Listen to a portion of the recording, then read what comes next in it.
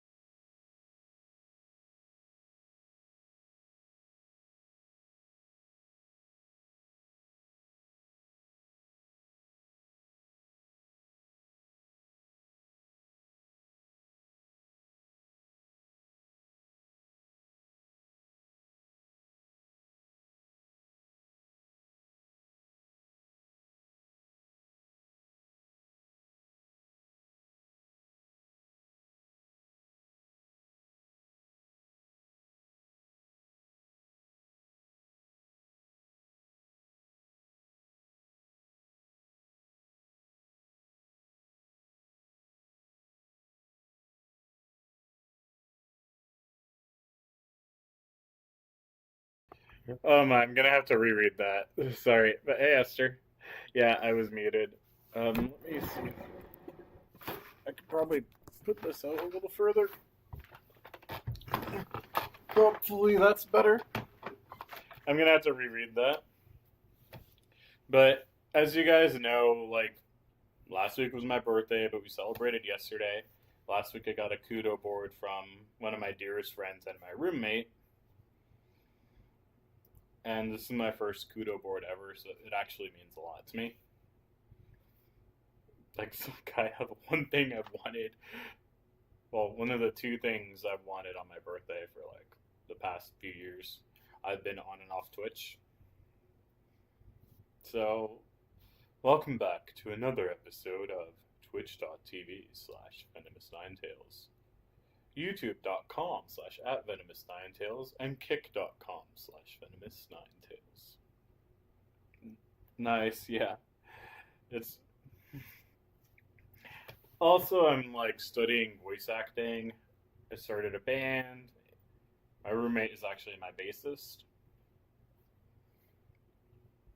I'm the guitarist and vocalist, and the garage is being converted into a recording studio.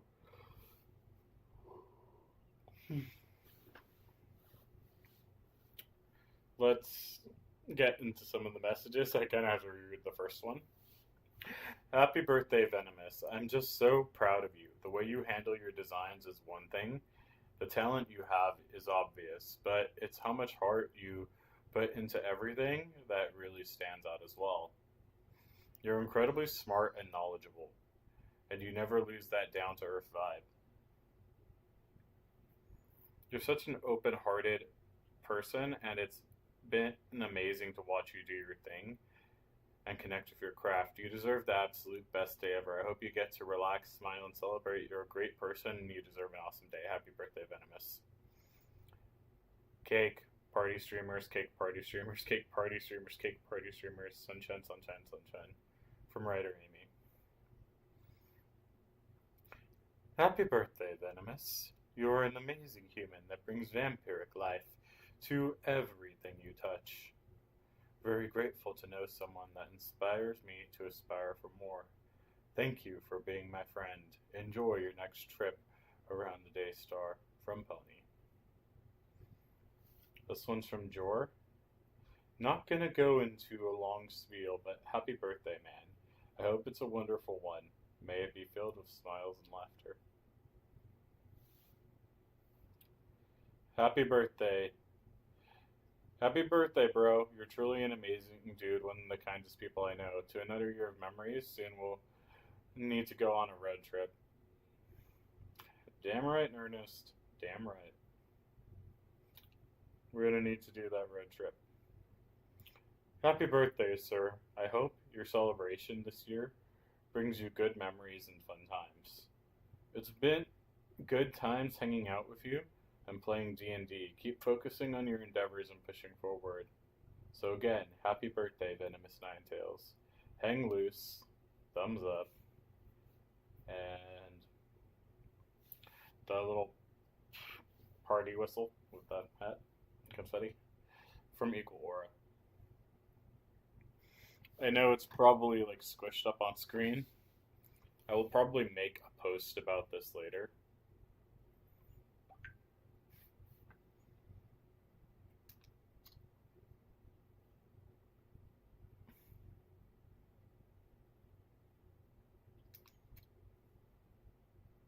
And I'm gonna screenshot these so that I can actually kind of make a tiny little post, or I'll at least make a collage in my Discord or some shit.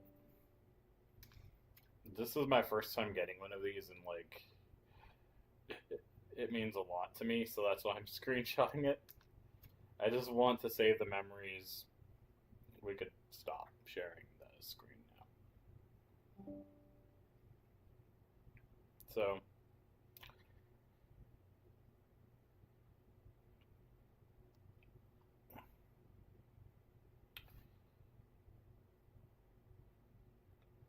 there we go. That's how you avoid leaking DMs too, because I have that open in the background.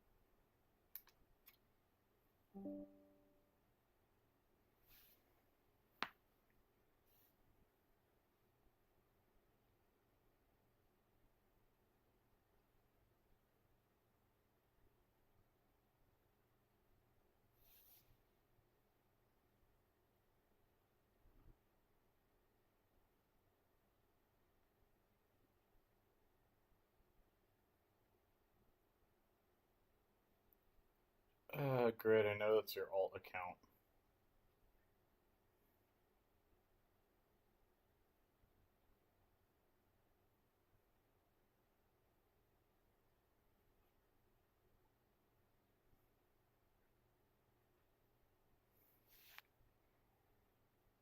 So I immediately had to go and ban that.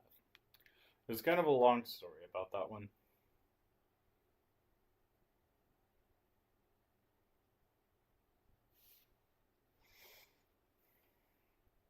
But let's talk about something positive. My roommate, you guys probably know him as Pozzoli91. He actually went and got me the Kudoboard. And he's also we've been supporting each other, and he's been a good bro. He's like a brother to me.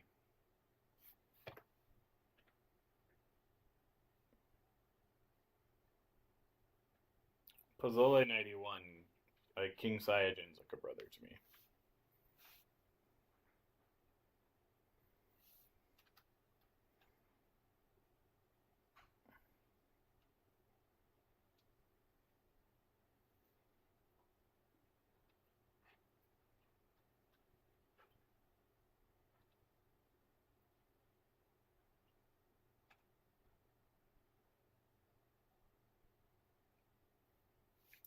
Yeah, no, I'm not required to explain on stream. If you guys want to know why I had to ban Grid's alt account, uh, I will.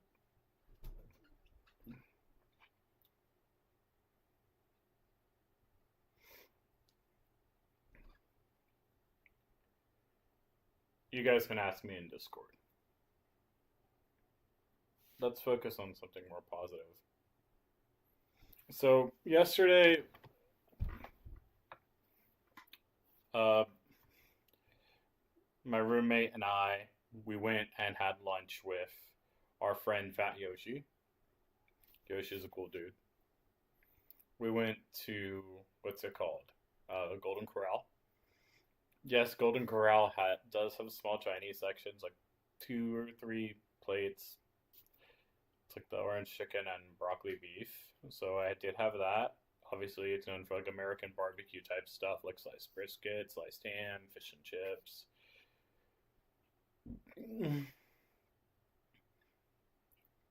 ribs, and like Americanized Mexican food and like salads and fruit and shit. So I had some veggies. I had some corn. I had like a green bean croquette. I had meatloaf. First time in a while eating beef. I might start eating beef again. I just didn't because of like the Texas screwworm incident, and like I don't know how much of our beef comes from California, how much comes from Texas or other parts of the country. So that's why I've been avoiding eating beef.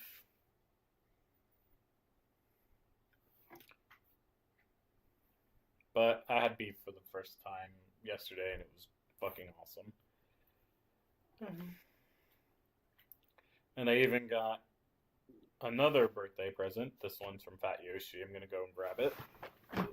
I actually can't wait to open it, but I haven't opened it yet because I'm gonna set it up in the recording studio.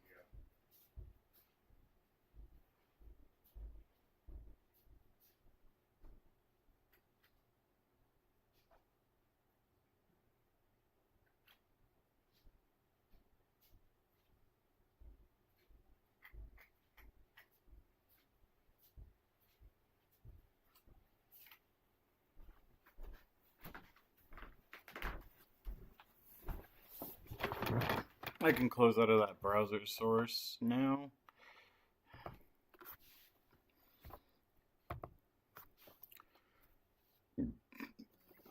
This is a one piece phone holder that Yoshi won at like round 1. And it's Gear 5 Luffy on like, I guess the bow of his ship. I'm gonna put this in the recording studio and actually put like a Qi charger on it. And then I'm just going to like charge it from my Qi charger. So yeah, that's what I'm gonna do. Or get one of those sideways jacks to put in my phone. No, I'll do something with it, but it's gonna be sick.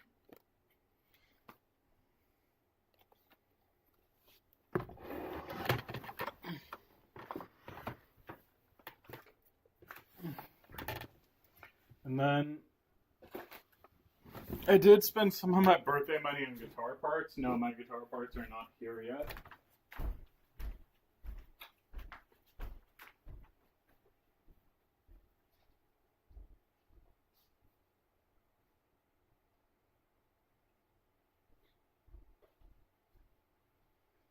I know you guys haven't seen this baby in a while.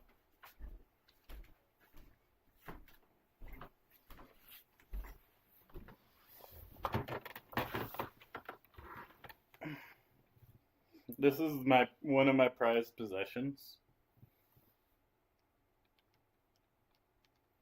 I do think I need to put some sort of shim here so that the lock nut could sit correctly. It seems to be screwed all the way in, but I'll let the luthier I've contacted deal with that.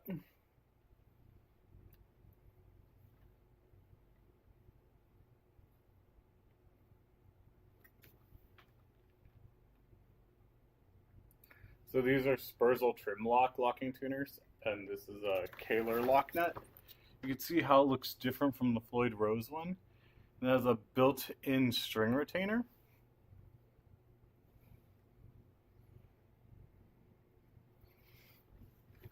And basically, the Spurzl trim lock locking tuners turn electric guitar tuners into bass tuners, where wrap the string around, you put it through the hole, and you twist it to lock it in place. So you do need some slack, but not a lot. And I'm going to block this off with like a piece of wood, probably walnut or wenge. And it's going to be my new Kaler equipped guitar. And I'm going to switch the pickups in here to the red Fluence ones, the red Fluence Moderns.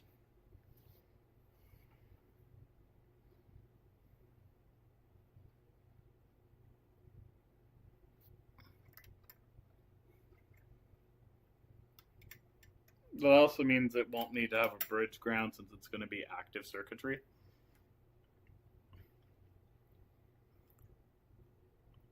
So that's going to be really nice.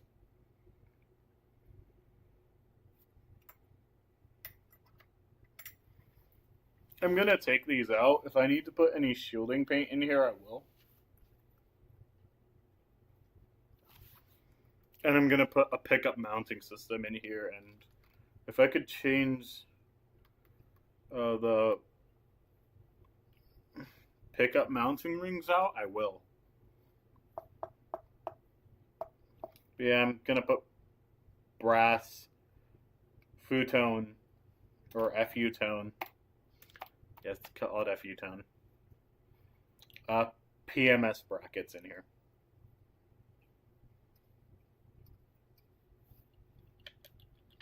Technically, I don't need them. It's nice to have the extra mass because mass is like 90% of like playing one of these guitars.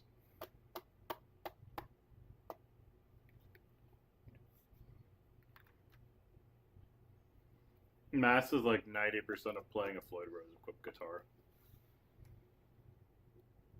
It does have 2 holes in the back because I wanted to originally reverse mount my lock nut and that didn't happen. So I'll see if I can, if the luthier I'm talking to can help fix that for me. But yeah, this is going to, I'm keeping all the same controls. I'm keeping the 3-position switch. I'm keeping the push-pull pot for volume, and basically when it's down, it's going to be voice 1. When it's up, it's going to be voice 2. I'm pretty sure it's the tone pot. This is the volume pot. I don't know, I might change the order of those.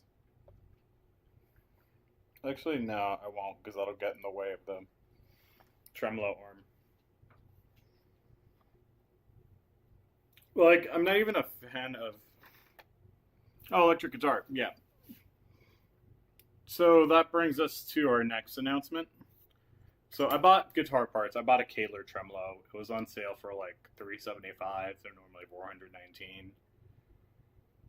It's a neck-through body guitar, so I got the hardened steel cam and rollers. I'm in a band. It's called Raven Retrograde.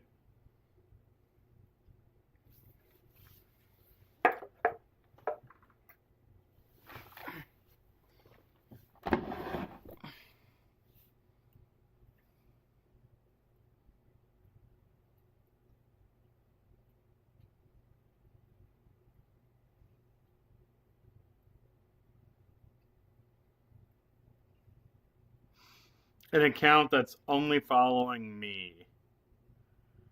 Right after Grid's alt account joined my Discord.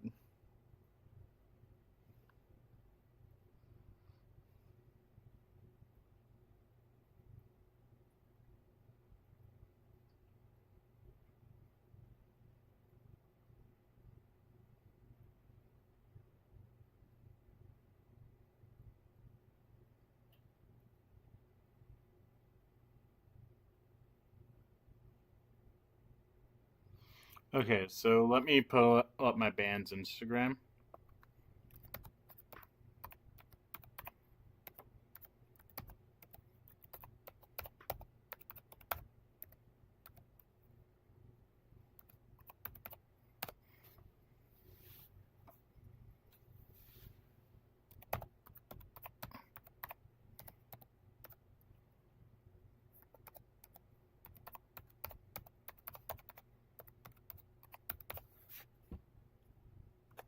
It's the second one. The second one's a correct link. The logo should look something like this. I wanted to pay someone to fix it.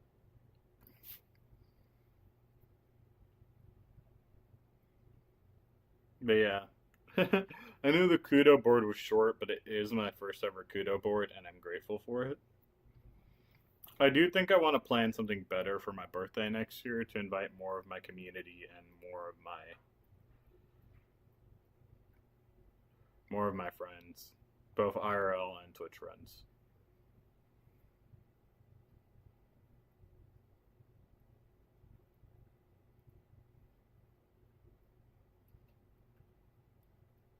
I don't use cab switchers. I don't use amp switchers. Like, it sounds cool, but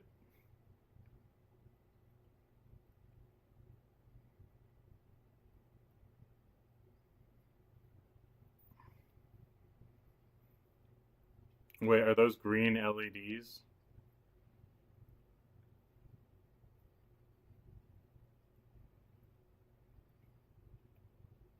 Oh yeah, I'm looking for something that will.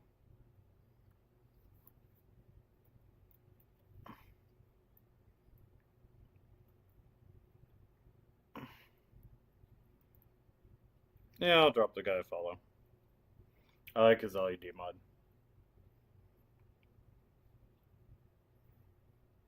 That means I also don't have to be picky about the EL34 version, even though I prefer EL34s because I could just have them put them in there. I was gonna do the EL34 tube swap myself.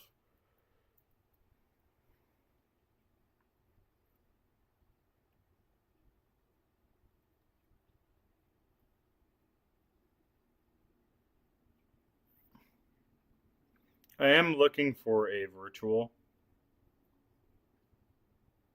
foot pedal that I could take with me and just clone all my IRL foot pedals.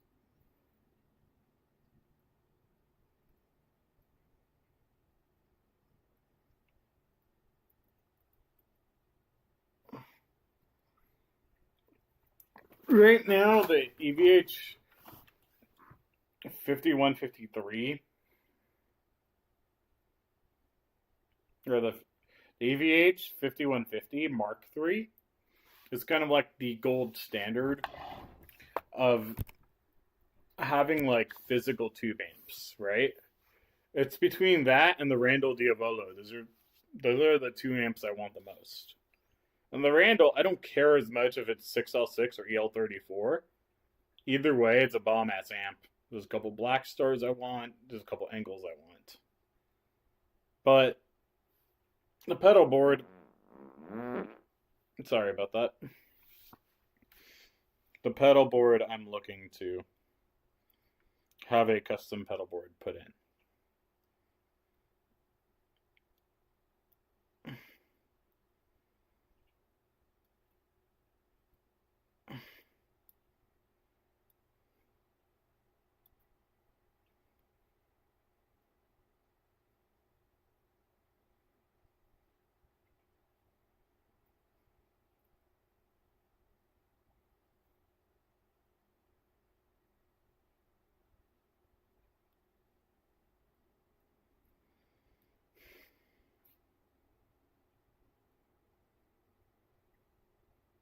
So that's most of what's been going on. I wanted to announce my band, so we'd have a clean segue into that. I wanted to read the comments. They were beautiful. They were amazing. Honestly, it's like the sweetest, most touching thing to like not just reading those comments, but the fact I'm actually finally getting a Kudoboard for once. The things I wanted for my birthday. For the past years I've been streaming on Twitch, it's two things. I've been wanting to spend my birthday with my friends.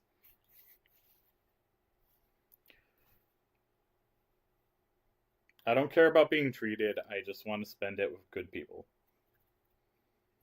I got that this year.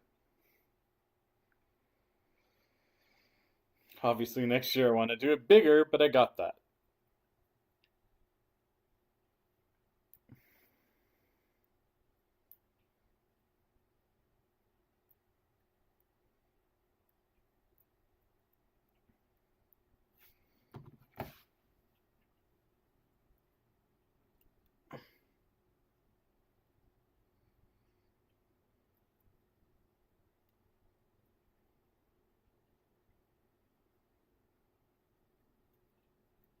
And I wanted a Kudo board.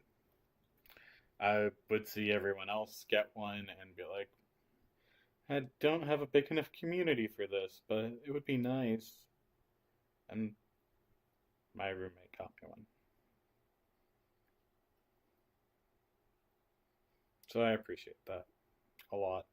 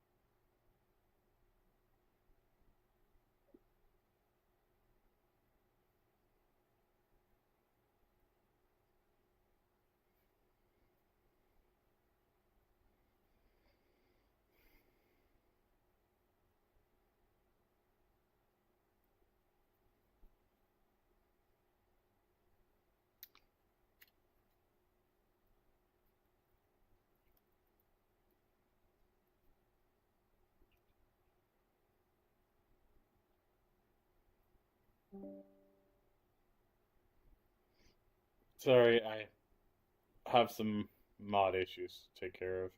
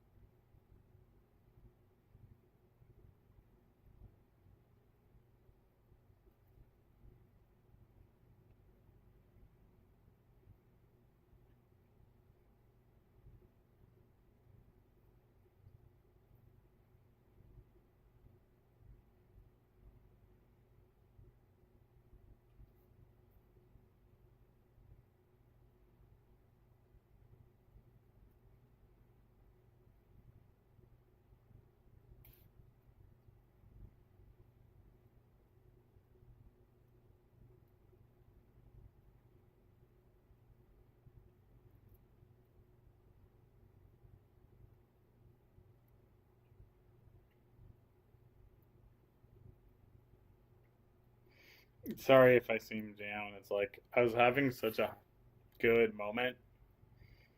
And then someone I blocked tries to rejoin my Discord. I'm really pissed about that. We were on such a good note, too.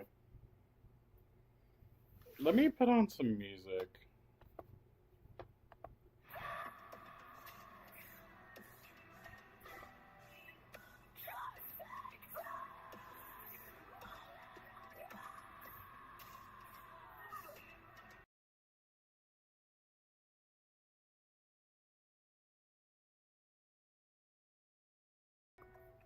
I'm gonna put my guitar back.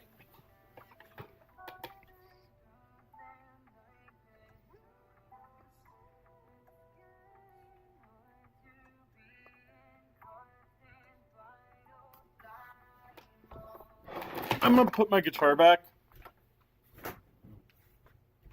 But yeah, we're gonna get my Nightmare Hitsugi up and running.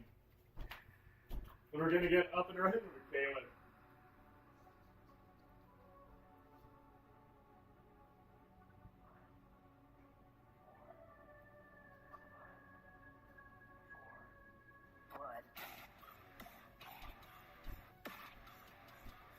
I will be right back.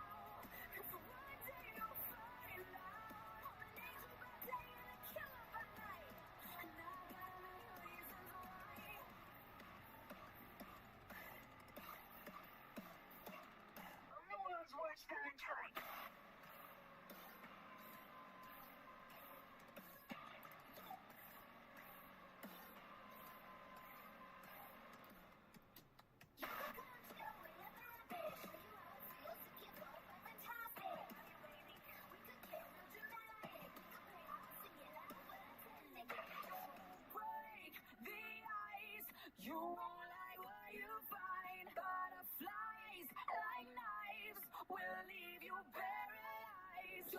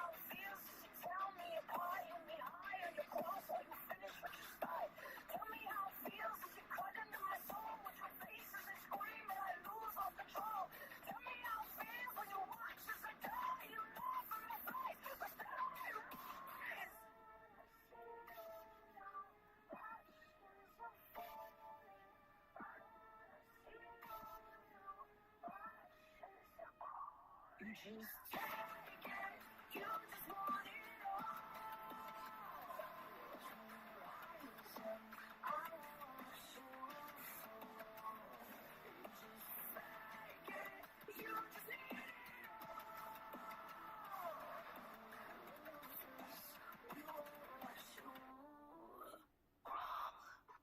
Tell me how you feel that you're holding them down as they moan and they hide and they can't make a sound. Tell me how you feel when you're gone in their face. Such a power that you wield as you're filled with disgrace. Tell me how it feels as you watch as they burn while you dance with the devil and you sleep as they turn. Tell me how it feels as you watch as they die. You laugh in their face and still they rise.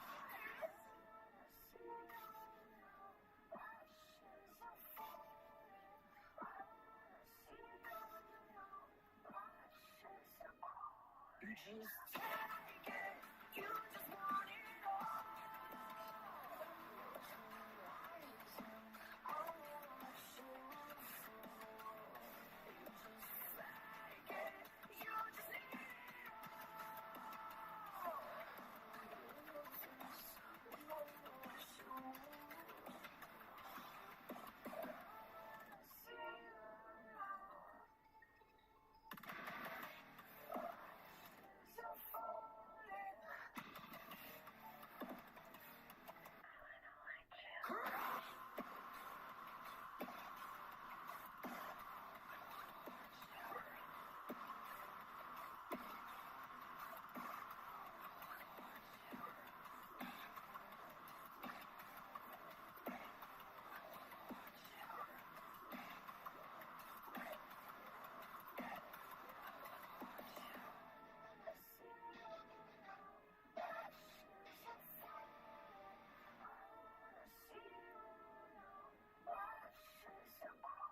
You can take it, you can have it all.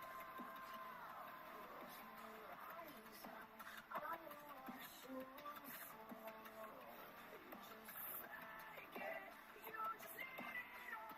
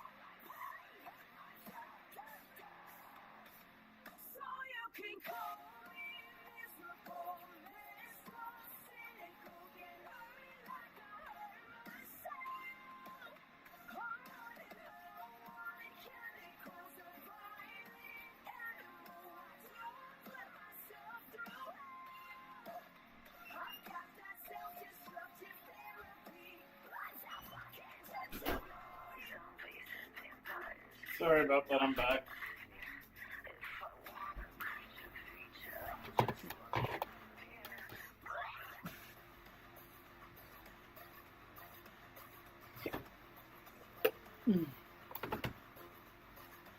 I did read the Kudoboards and it was the sweetest thing.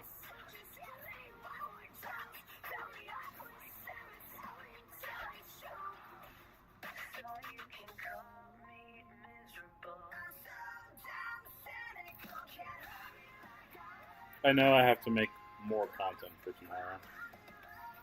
Or tomorrow I have to make more content.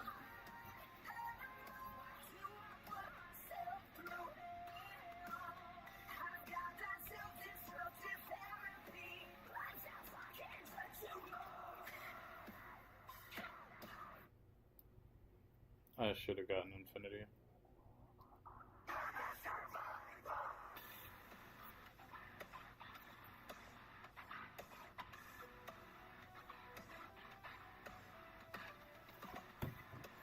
I love my Z, I love the way it looks, I love the way it drives.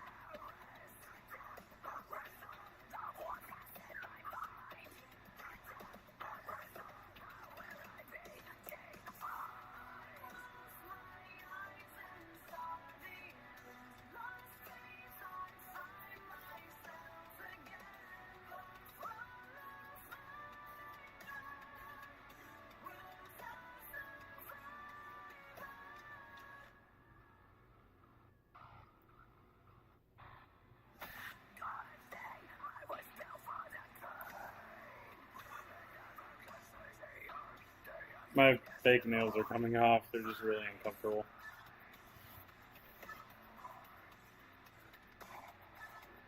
Like the glue is starting to feel heavier. Like it's not chemical reaction, it just feels heavier. Like the pinkies are fine, I don't need to pull those off, but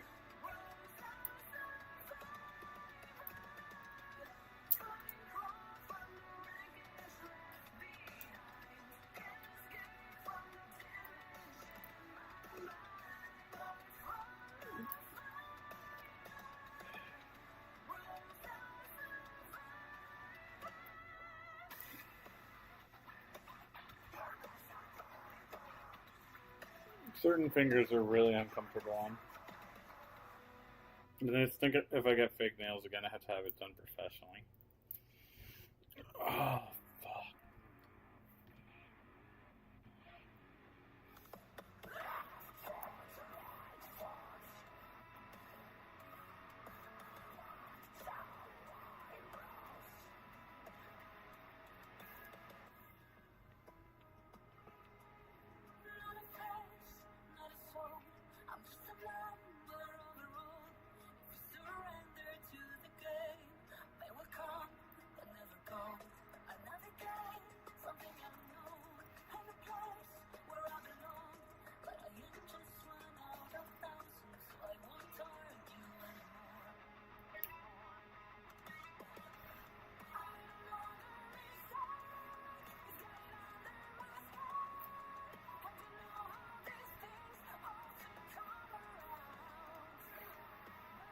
That one kind of hurts to get off.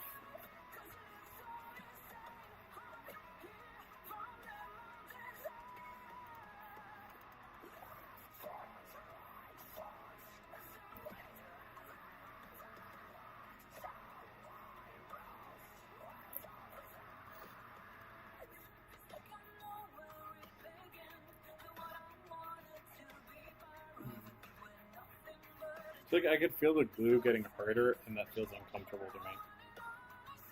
The piggies feel fine for some reason.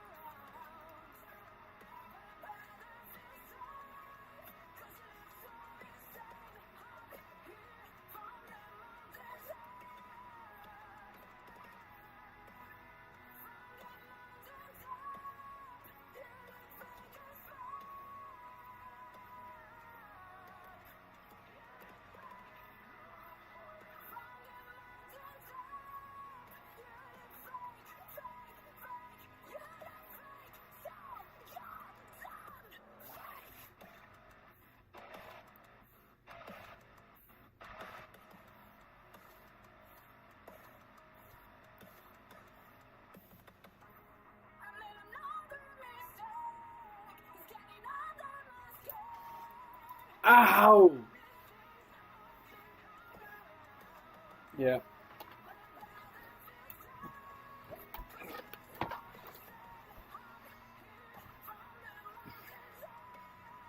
That's gone.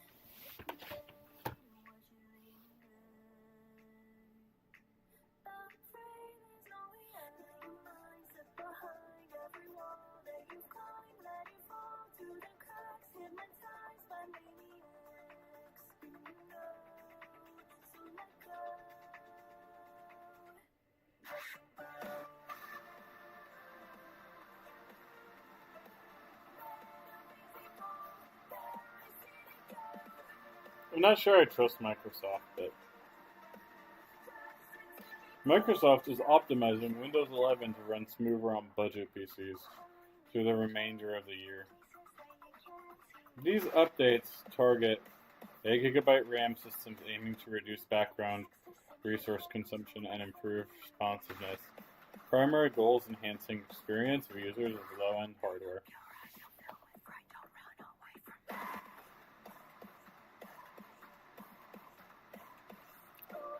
Basically saying 8GB systems don't have enough RAM for us to run our AI on.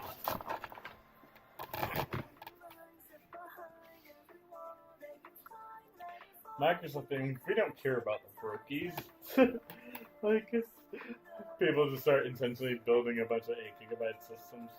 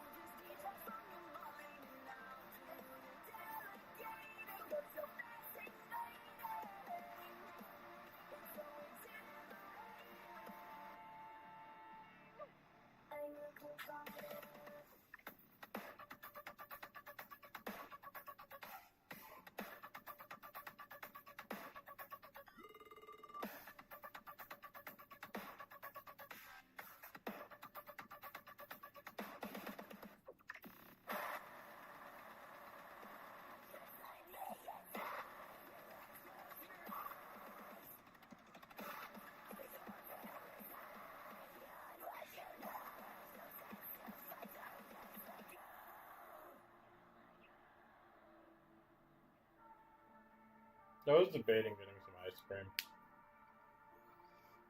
Though I kind of gained a lot of weight back after yesterday's lunch. It was a damn good lunch.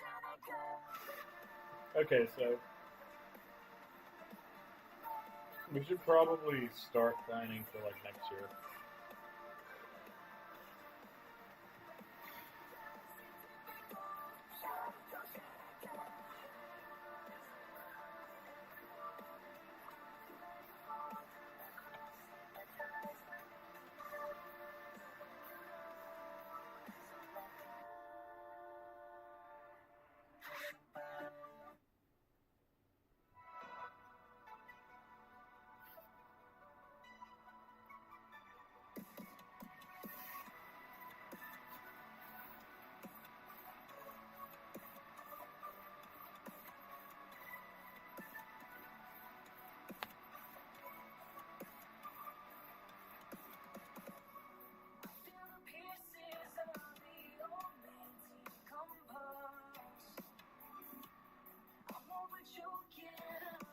Oh yeah, I started watching Witch Hat earlier.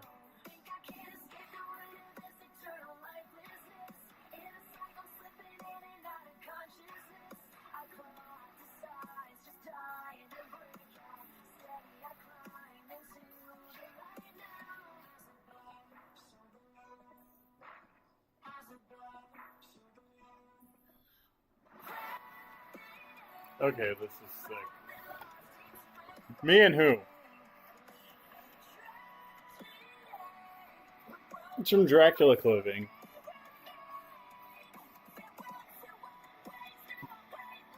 Me and who?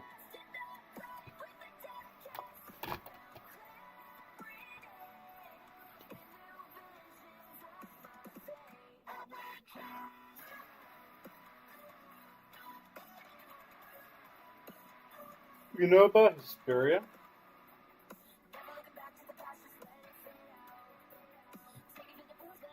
I wouldn't mind driving out to Hesperia for KFC Korean fried chicken. I love my Korean wings.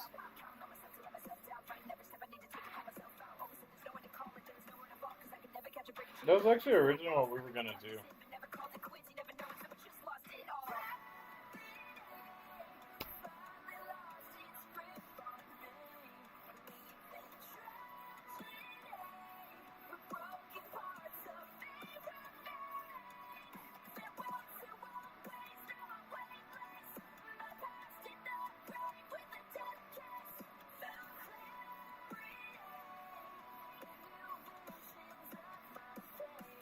So I'm just really bothered by a former friend of mine that I had a falling out with that I blocked is now like trying to join my Discord on his old account. Didn't even want to know why now that's his old account.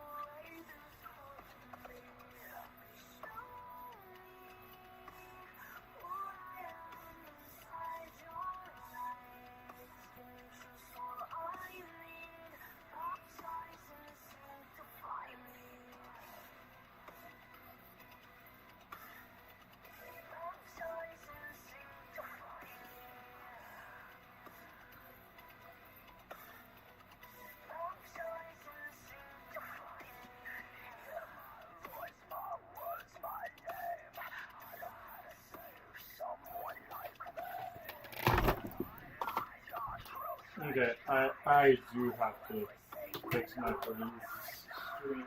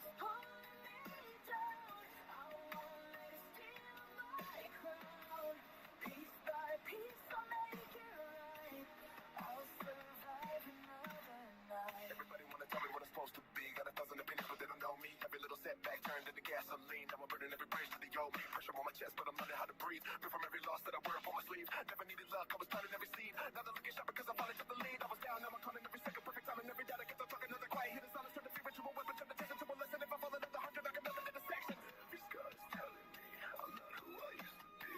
Every scar is telling me I'm not who I used to be. Still standing in my fire, holding on to my desire. Even when the lights go black, I'll find another way back. If the world keeps pulling me down, I won't let it steal my crown. Piece by piece, I'll make it right. I'll survive another night.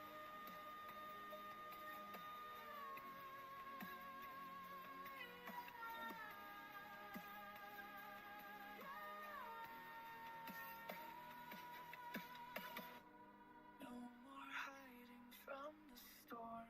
Broken hearts can still transform. Every ending starts again, even after all the pain.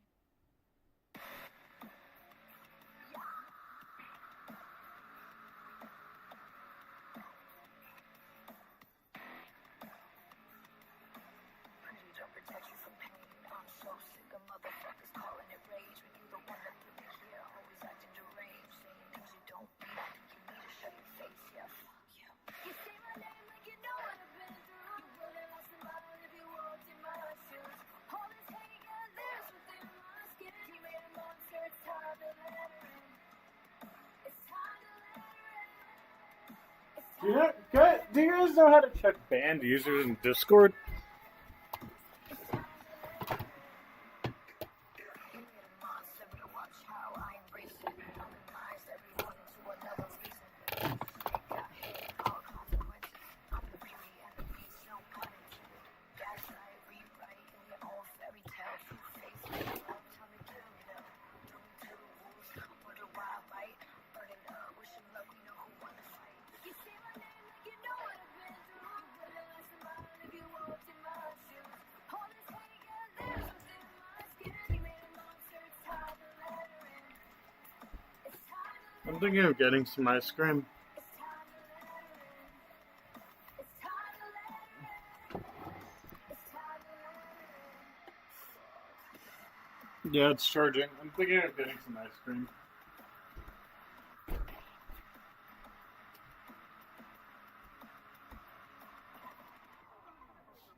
You say my name like you know what I've been through. You wouldn't lost a mind if you walked in my shoes. All this hate got lives within my skin. You made a monster, it's time to let her in. It's time to let her in. It's time to let her in. It's time to let her in. It's time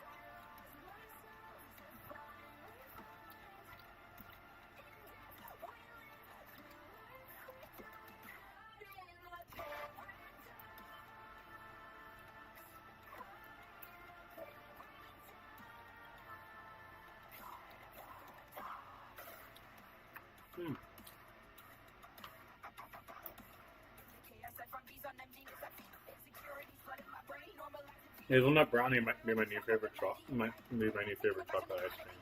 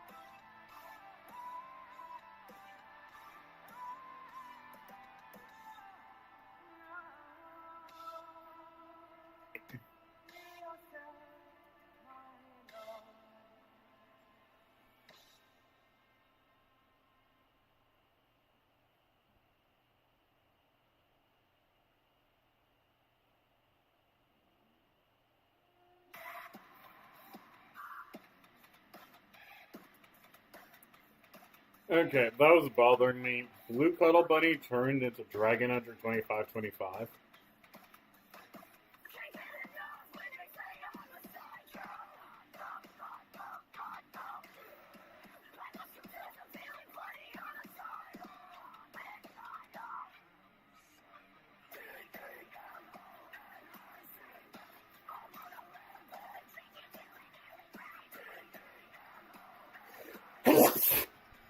Immediate, like 10 minutes after I banned Blue Cuddle Bunny.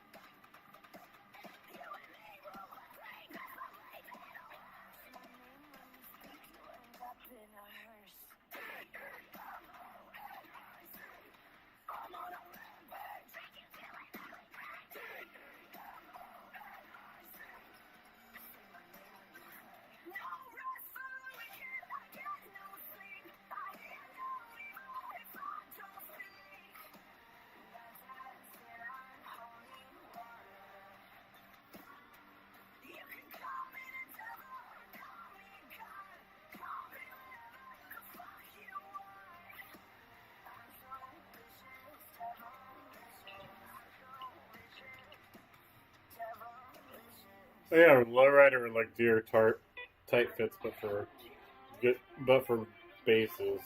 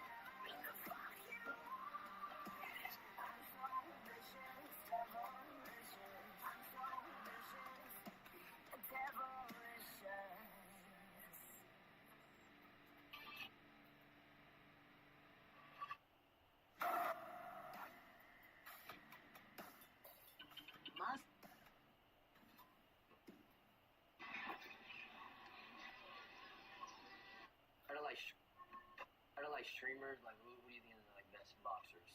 Say Oblivion, Scam Likely. Dean got a little skill to him too. Adrian Broner, they don't count for it. I mean,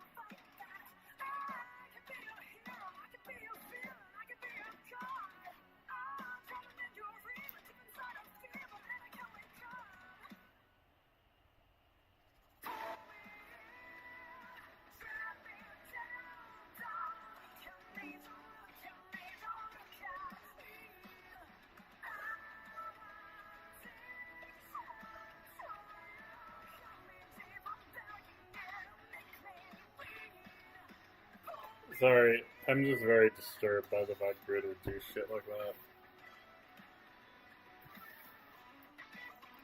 Like, the moment I call him out on it, like, he changes his username, and somehow that's ban evasion in his alt account. It's not supposed to work that way, but it does, sadly. At least it did in that moment. I think something strong just screwed on, but...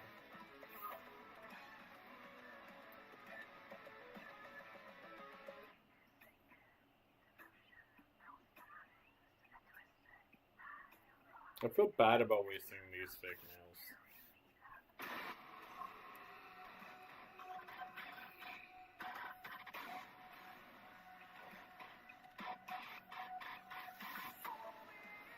My nails just don't like having shit on them. Which I don't like looking at my bare nails. I really do have to go to a salon for this.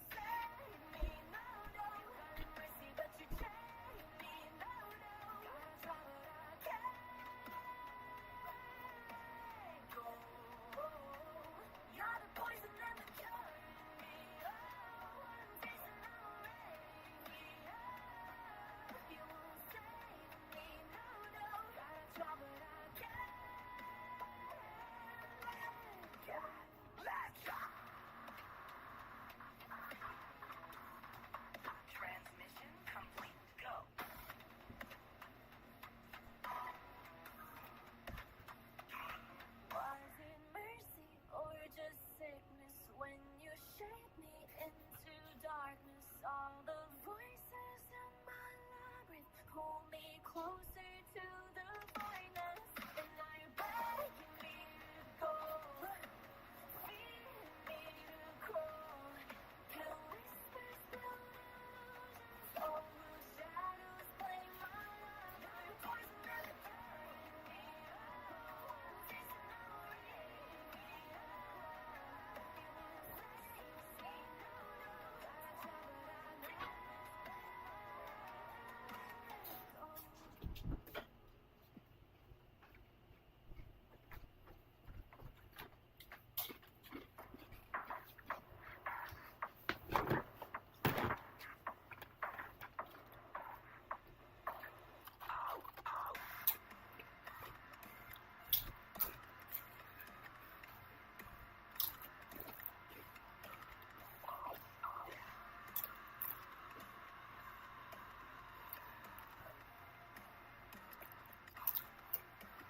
There is no way you can fight it. Corrode your soul for something selfishly. With all this time you are buying, you're digging deeper into self-inflicted catacombs.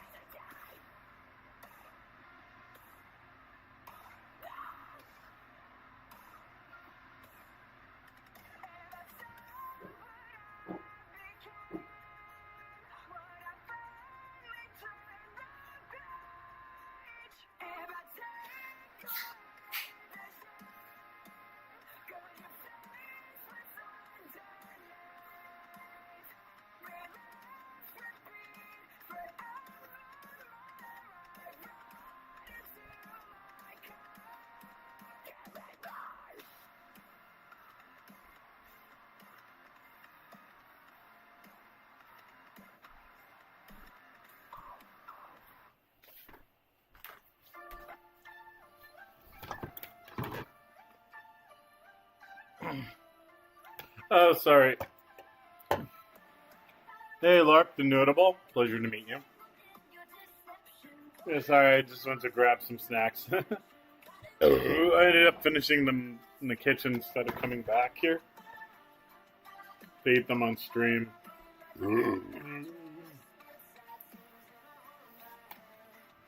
I was trying the new Naked Doritos. They're actually kind of bomb. I just wish the cheese tastes a little stronger.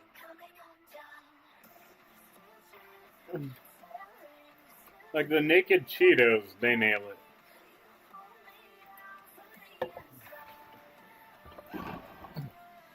Oh. And even though I just got done reading everyone's sweet messages from my Kudoboard,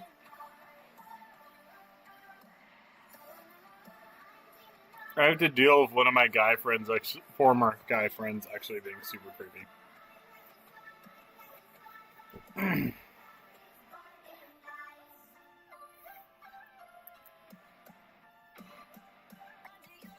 He's doing that thing where it's like, but I'm an evangelical, you have to forgive me.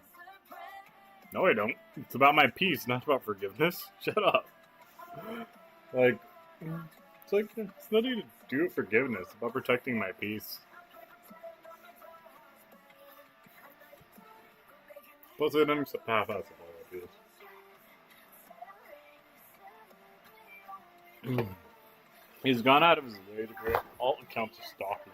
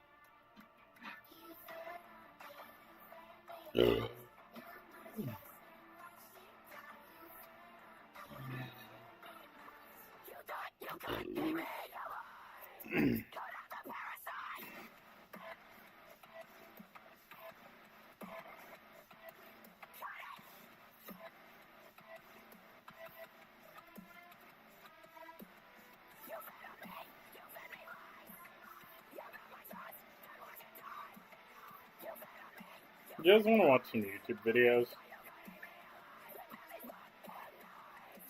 It won't show on stream, but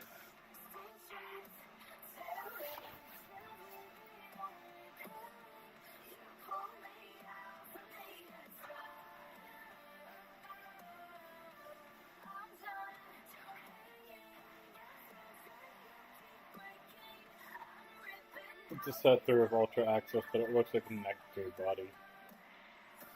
It almost looks like a nectar body.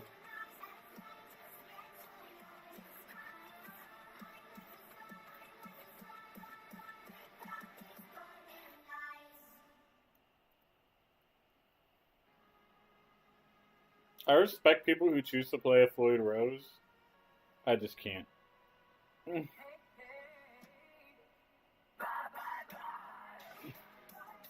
Because if those little saddles go missing, you're kind of perma-fucked.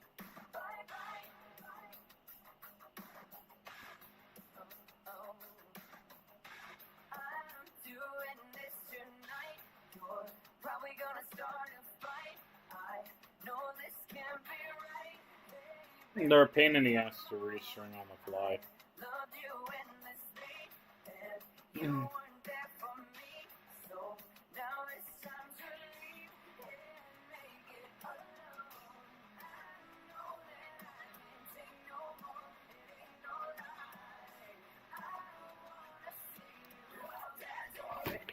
Bye bye.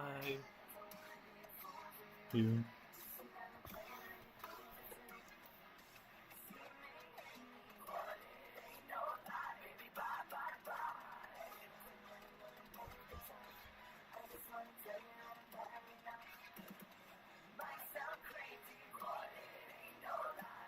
Bye bye bye. This is Bye Bye Bye, but it's a metal cover.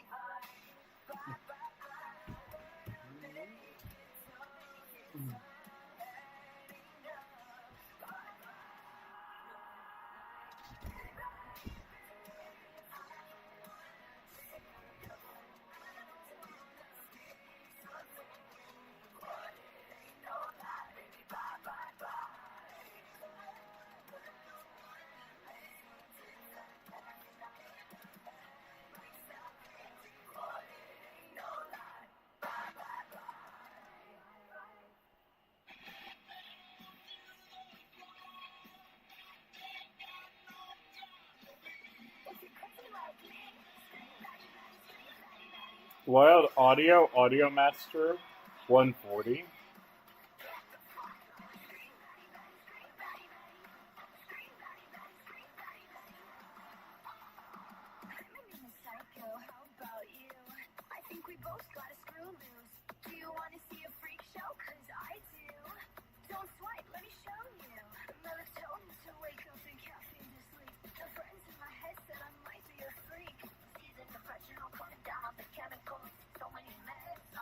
Professional.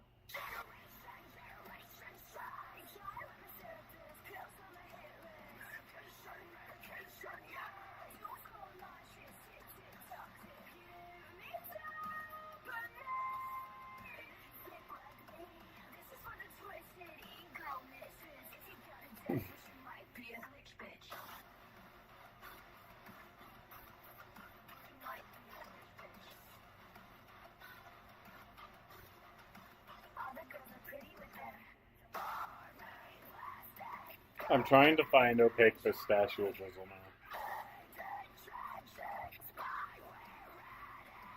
If you're feeling like a mess, then let me hear it.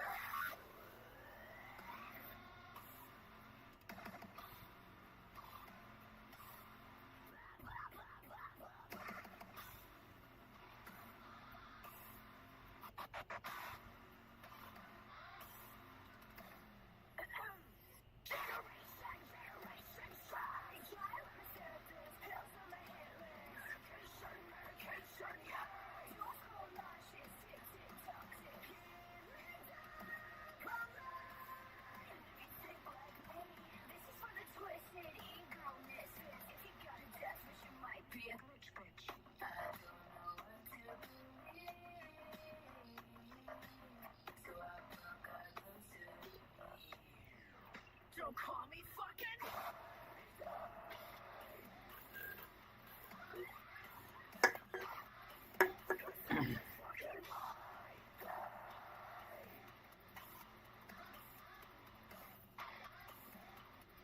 Okay, now I have to look this up.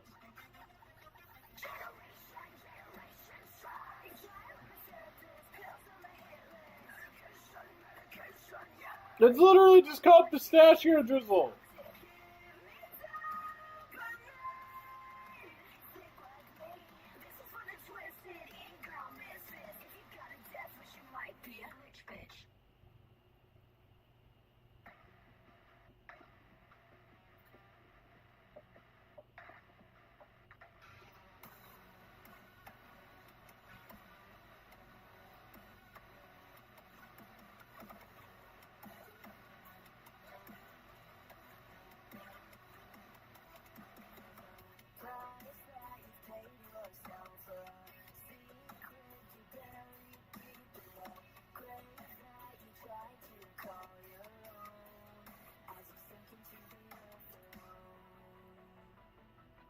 You didn't want it, you didn't want it, no, you didn't want it enough for me.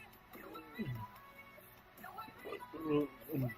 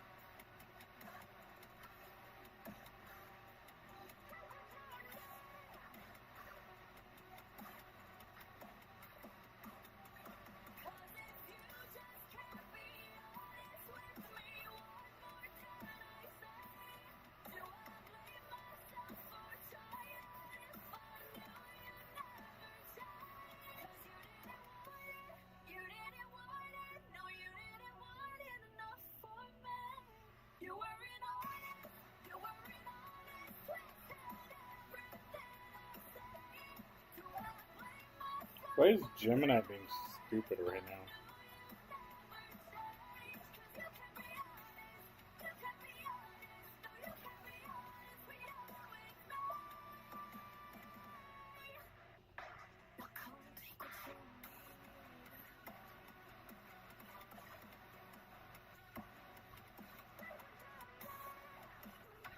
We'll watch some YouTube videos in the sec. I won't be able to show them. But we'll watch them in the background and I'll react.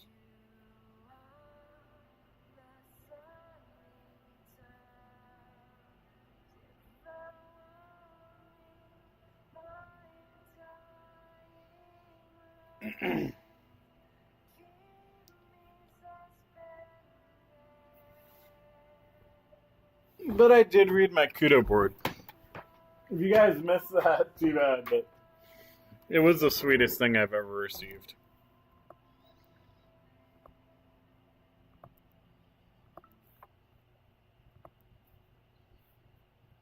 Let me mute up Spotify just to make sure that's muted.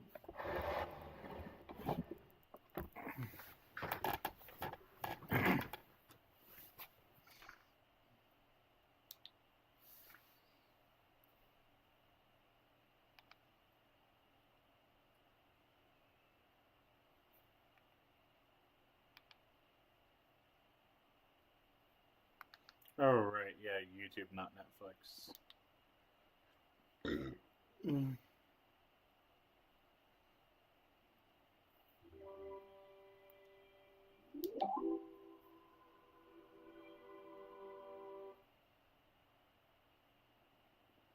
This is my band's in-ear monitor and playback rig. Can you build one for under 2,000 euros?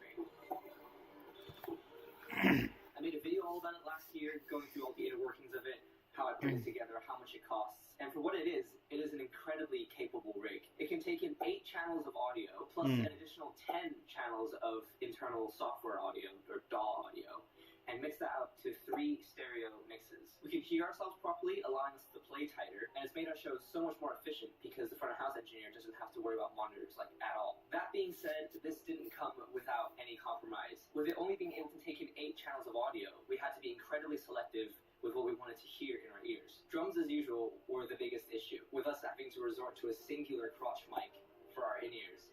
And with the only processing on this being just compression and a high-pass filter, it left a lot to be desired with what we were hearing in our ears.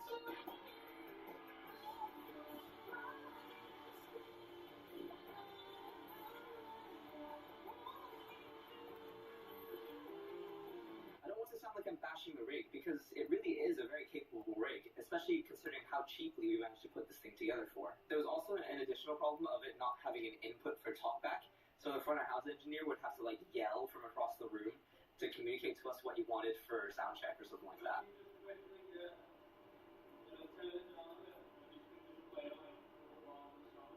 So with all that in mind, it is time for an upgrade. We're still going to do this as cheaply as possible because money is still a thing, but the goal this time is to make something that is expandable and will grow with us as the band continues to grow. At the heart of this new rig is the ever familiar Behringer X32. Oh my god, this is so heavy. Behringer X32 rack. It's tried and true, and it's an absolute staple for bands who want to do their own in-ear monitor setup. Yeah, this whole upgrade project really started because we managed to get this second-hand for £400, which is an incredible price. Pounds, not euros. I think they're normally about like 600-something pounds, brand new. It's already doubled our current channel count by having these 16 onboard microphone preamps. But it's also got these 6 aux ins, which don't have preamp, but can be fed a line level signal, such as the output from an audio interface. So what we're going to be doing is we're going to be using the Roland Octacapture interface that is in our old rig is now going to be just handling playback duties, sending out tracks and clicks to the aux ins of the Behringer X32. And more importantly, if we ever did want to up our channel count in the future, we don't have to get rid of this in place of another mixer with more inputs. Instead, we can just expand this up to the full 32 channels that this thing is capable of using a compatible stage box that's connected through the AES ports down here. Another limitation about the old rig was that we were limited to just 3 stereo mixes. So Ernie that Ball meant makes that some of us had to rechargeable share mixes. double Because of A's. the layout of the rig and the way we place ourselves on stage, this meant that the drummer, the singer, and we all had to share one mix, and the bass player had And his own mix, rechargeable. and the keys player also had his own mix. We could have 9 also opted for volts. 6 mono mixes, well, I guess 5 mono mixes, because there's only 5 of us, as opposed to the 3 stereo mixes, but I'd honestly much prefer a nice balanced stereo mix rather than like a personalized mono mix.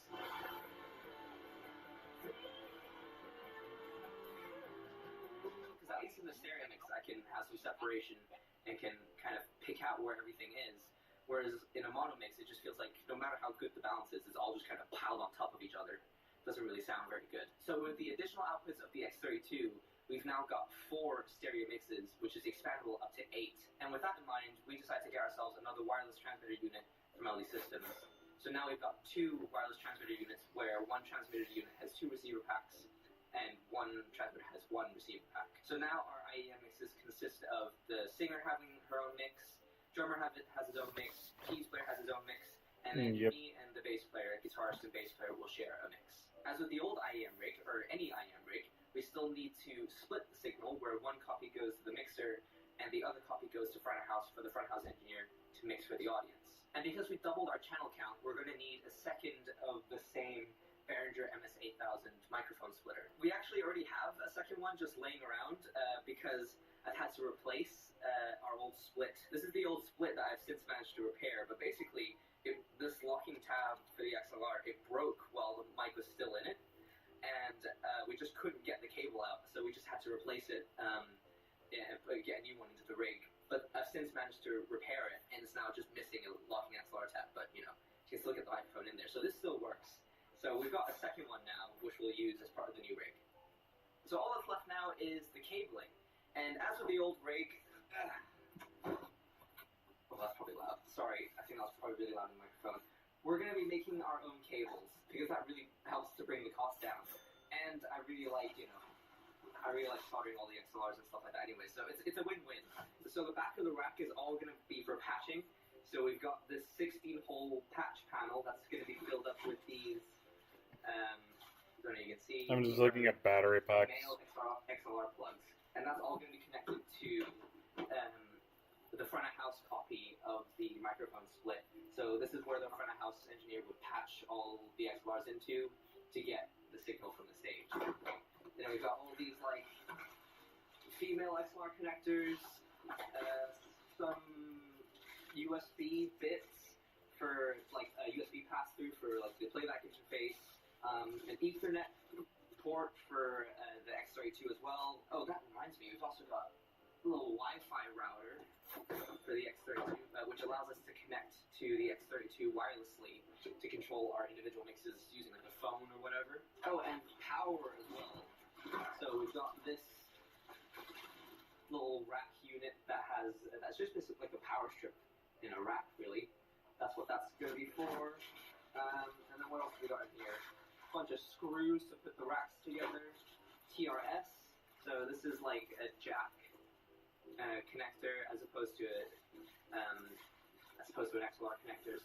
And we have all the male XLR ends for plugging into the X32.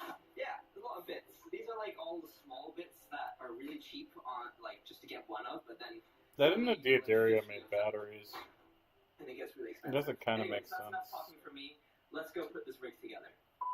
So one thing that's pretty important when you're like putting a rig together, or anything for that matter, is making sure you have all the right parts. And for a big project like this, it's inevitable that you'll forget something and end up needing to, order it later down the line. But I had forgotten something that pretty much like stopped the project immediately as soon as I wanted to get started. So the little panel plugs, the little pass-through XLR panel plugs that I'm using for patching.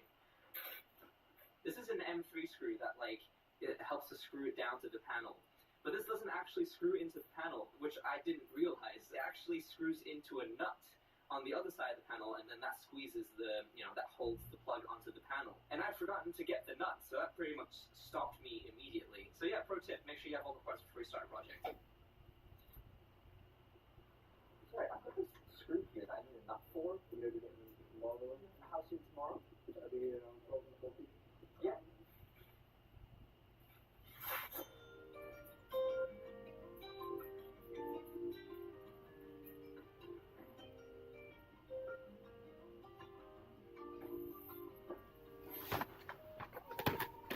Not bad.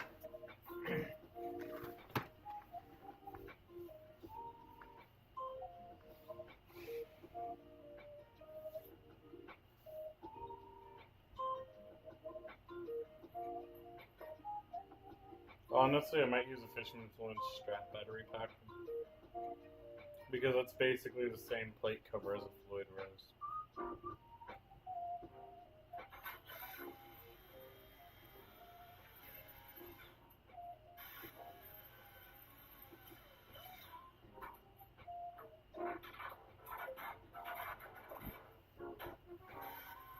I wanted to use more of the Invert.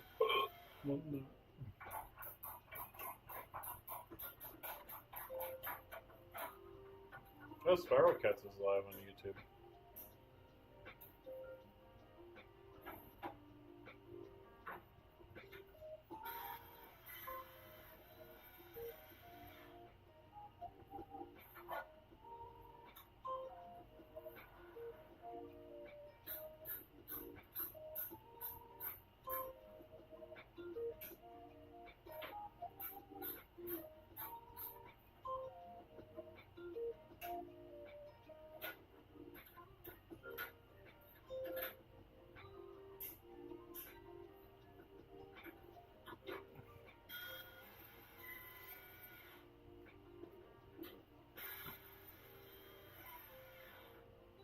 Okay.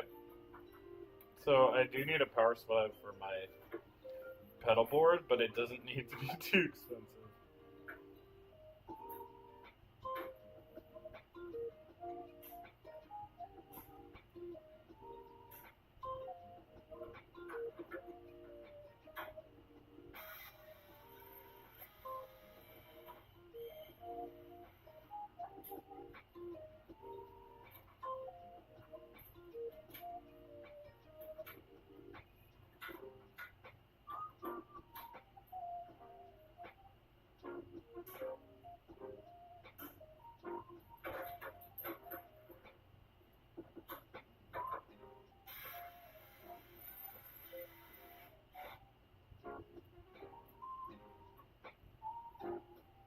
Because really, I only need it going into 3 pedals.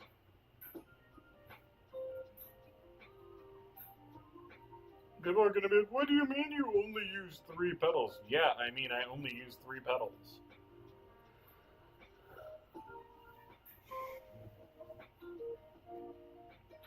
Why does this come as a surprise to people that I only use 3 pedals?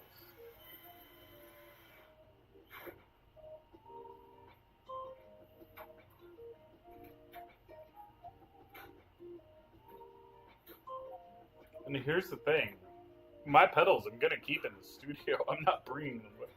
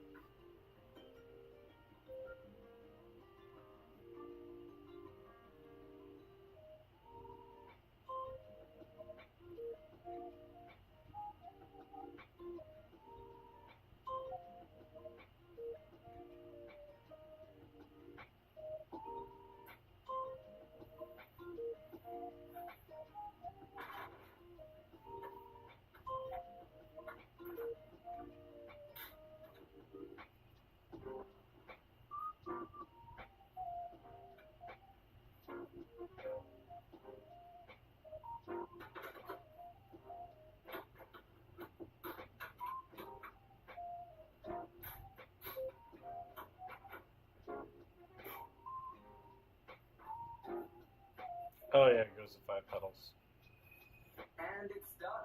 First thing I want to say is that I think I really severely underestimated how much time it was going to take to put this rig together. In the end, it took me just over 2 straight days to put this thing together. And most of the time was really just spent on making cables. And those were like full days, like literally from the moment I woke up to just before I went to bed. I was working on this thing. I think I ended up making just under like 50 cables for the rig. So yeah, that's a lot of cables. I know I've said in the past that it's cheaper to make your own cables, but that of course doesn't factor in the time that it takes to, make a cable. Like it doesn't take much time to make one cable, but then when you have to do that 50 times,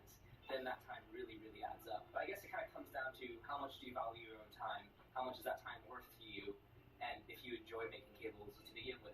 For me, I enjoy making it, so I didn't mind doing it, but yeah, it did take a long time. That being said, though, I think the real value that comes from making your own cables for a rig like this is the cable management that you can get from it. Even though it's not necessarily like the tidiest rig in the world, I'd argue that it's very difficult to get the kind of cable management that this rig has if you weren't making them and you weren't able to have the custom lengths for every single cable inside the rig. And obviously, aside from the aesthetic benefit that you get from having tight cable management, I'd say the main benefit comes from, at a glance, being able to very easily understand what the signal flow of the rig is. And that, I think, is a massive benefit, because if anything were to go wrong during a show, I or someone else would be able to very easily, at a glance, be able to very quickly understand what the signal flow is inside the rig, and you don't end up trying to dig around it like a massive mess of cables. And on that note, let me quickly walk you through the signal flow of the rig. So the first thing that you plug into is obviously the split down here. And one thing I learned to do from the previous rig is to do with the placement of the split. Now, because the split is the first thing that you plug into, it kind of made sense in my head to put the split at the top of the rack, and I feel like visually it makes sense, because it's the first thing you plug into, so you put it at the top, work your way from top to bottom. But when you put the split at the top, all the XLRs end up draping over the front of the rig, so it's a lot more difficult to try to access anything, below the split. It makes a lot more sense to put the split at the bottom of the rig instead of the top of the rig. But yeah, signal comes into the split here, and then one side of the split goes to this little patch panel that I made. This is where front of house will plug into, or actually, So this 13-year-old I need to get another one of these, but this is an 8-channel, just a snake of XLR cables, so I can hand this off in front of house, and they can pass straight to the console. But this is just an 8-channel, so I need to get another one of these. So this side of the split goes to front of house. The other side of the split makes its way around here to the inputs of the X32, and then after that, it gets mixed out and then sent to the outputs, which goes to our in-ear transmitters. So we got this one here. This one is for the singer, and then this one here is what the bass player and I will be sharing. So the singer's transmitter unit is fed through outputs 1 and 2. Output 7 and 8 is feeding the other transmitter, that's the shared mix. And outputs 3 and 4 lead to this pair of monitor outputs, and then this will be plugged into a headphone amp for our keys player, with just a long pair of XLR cables. The drummer gets Let me look something up. through outputs 5 and 6, and we configured the headphone out of the X32 to be monitoring outputs 5 and 6. And you might have noticed that some of these channels down here on the split are already plugged in, and that's because we have some playback stuff that is coming from the audio interface, the Roland Octacapture. Those will need to be split to front of house. So things like track guitar. We have some songs where our singer Yvonne doesn't play guitar, but we still kind of want that. Okay, it's called Head Rush two FX. guitars. And then we just have other track stuff, so like synths, pads, so on and so forth. That's tracks left and right, so that's currently plugged in. But those are wired directly to the outputs of the Roland Octacapture interface. We've also got some more outputs from that interface that don't go to the split and just go straight into the X32. So things like the guide track, that's just the song itself, and it's like a helpful reference point for when we're playing. And then the click track as well. Front of house doesn't need to receive that. So aux inputs 1 and 2, those are the tracks, tracks left and right. So that's coming from the split. Aux inputs 3 and 4, those are the guide tracks inputs. So that's connected straight to the output of the interface. Input 5, that is the track guitar. So that's coming from the split as well. And then aux input 6, that is the click. So that's plugged in straight to the Octacapture interface. And a couple bits on this other patch panel up here. We've got a MIDI output. That's just a pass-through connector plugged into the MIDI output of the Octacapture interface. PD USB, that is the playback USB. Again, USB input of the Octacapture interface. X32 USB, again, is the USB connection for the Behringer X32 network. That's plugged into the router. And then one's left and right, we've covered that already. And then we've got some talkback inputs. Those just feed the spare inputs on the X32 that we weren't using. But yeah, that's the signal flow of the rig, really. I feel like once you understand it, it's not massively complicated. So all of this fits into an 8U rack case, and this entire rig for the 16 inputs, a couple more auxiliary inputs, 4 stereo mixes, costs us just under £2,000, which I think is a really, really good price given the capability of this rig. Like, I've seen other IEM rig builds that have a very similar capability that cost more than double the price, which I'm a bit surprised about. I guess we did save a lot of money by doing this ourselves, like I said, making our own cables. So my band are going on tour in November this year. So it's a co-headline tour of my band, Sound of Modesty, with the artist Layan good way of, really pushing this rig to its fullest capabilities. So yeah, I'm curious to see how well this rig is going to hold up to the rigors of that tour. But yeah, that's it. That's the rig. Let me know what you guys thought of the rig. Were there any cool ideas that you might have taken from this that you'd be interested in implementing into your own rig builds? Or let me know some of your ideas. If there are certain ways about implementing this rig that I might not have thought about, I would love to hear about it. So definitely let me know. But yeah, that's it for the video. I hope you guys enjoyed it, and I'll see you guys in the next video. Take care, guys. Bye.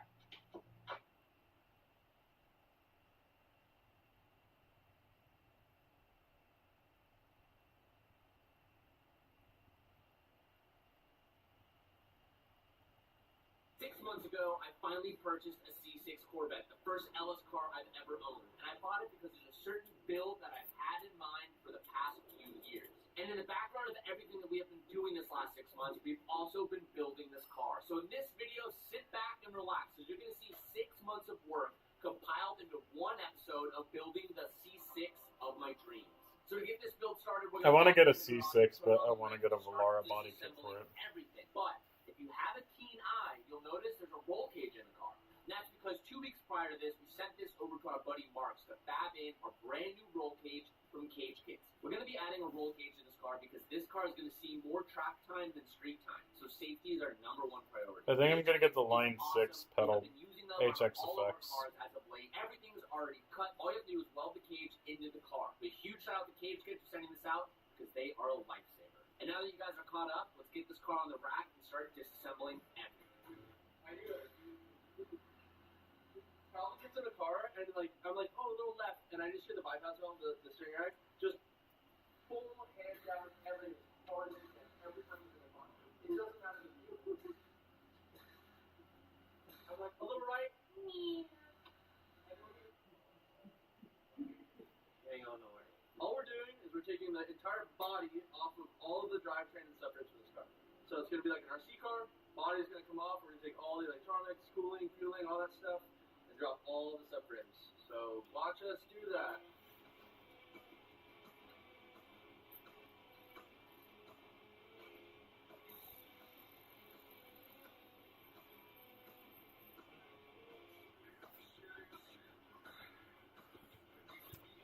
It's either going to be the Line 6 HX effects, or it's going to be a fractal audio or neural audio DSP, one of which can clone. I think both of them could clone any pedal that's not time-based. But I use 2 time-based pedals. It's so wild. I use a Ogre Tube Holic Overdrive. That's my non-time-based, and I use a Ogre Chrono Master Delay and Ogre Tempo Chorus. The whole entire drivetrain separates from the actual body of the car. And this is why people say working on Corvettes are the absolute worst cars to work on. So from this point, we'll now be able to access pretty much everything that we're going to be putting on the car. We'll be able to disconnect the engine from the front subframe somehow, while supporting the weight of everything else. But the transmission being in the back is the weirdest thing on this car. That is so strange. Pretty cool. They look up and under the belly, all flat bottom. Like, these cars are race cars. Yeah.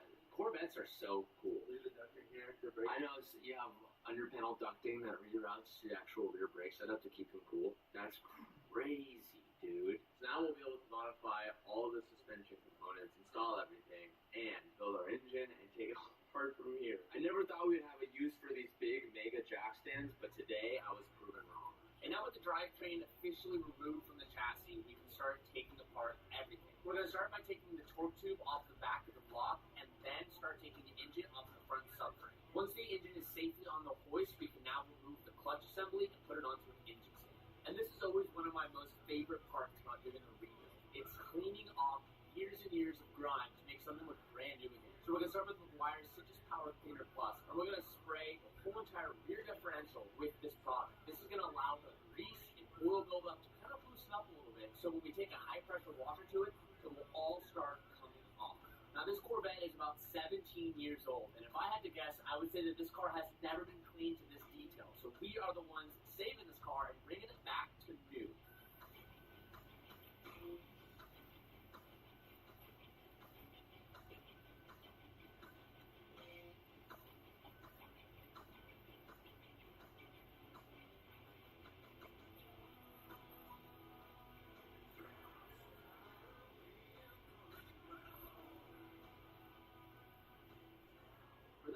Corvettes. Young male in the back. Oh, TJ doesn't know. This is called a transaxle. Effectively, you have your transmission, and then I call it your axle, which is your axles and your differential. So, ring and pinion, transmission, and it's all at the rear of the car. And then you have your torque tube, which you could think of as just a drive shaft, which is normally from your transmission to your diff, but instead, they're slammed together, and your engine's up here. There's a bushing in that, and all this other stuff that you'll find out when we replace it. Right now, what we're doing is pulling everything off. It's all new, everything. And instead of this singular composite leaf spring, we're going coilover. So right now, Calvin did the hard work, moved everything, and we're going to pull the leaf spring out. Now that the diff and trans is all cleaned up, we're going to start by putting it on a lift so we can remove the rear subframe from the unit itself. The reason why we're going to do this is because we're going to be disassembling all of the rear suspension components, because some of it is going to be used They in ask the that to keep like some things like modifying the wheel hub, artists' signature models. all I want to keep, so everything If it's not good enough for you, why did you buy it? I don't know. left on the Corvette. This is things Like, fender liners, I- interior pieces. The Odin Grail, I'll probably leave the 2 pneumatic in there. I'll eventually swap the pickups, but I'll leave the EMGs in there for quite a long time. It's all actual damage, but man, my hands are cold. That hurt.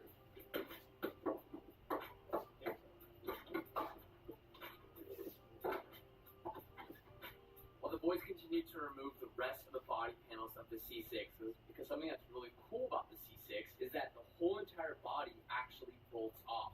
Unlike traditional cars that we're used to seeing, the rear quarter panels, for example, are all part of the roof and the skin. If you do a rear quarter panel replacement, you have to actually cut up top, drill out all the spot welds, and remove it. But the C6 is like the C8. I wonder if the C7 is probably the same way. I would imagine it would be. But the C6, you can actually unbolt the rear quarter panel. So they're going to continue to remove everything else. And I'm going to start gathering together some parts that we can work on today. That I think we should focus on, which would be interior. While the boys are cleaning up all of the drivetrain and all that stuff, there's a lot of work we can do on the inside. Honestly, like, I'm gonna be like, hey, Martin, I have another guitar I need you to modify. So much hidden hardware. That's gonna be my life. Just like, but here's the thing: if I get the sleep token guitar, I am leaving that stock. I'm not fucking with that. Don't tint your taillights. Oh god. Oh, unhook the bottom. It's all the wires now. There's so many. Hey Cal. Like a sleep token Jackson Monarch that's coming out.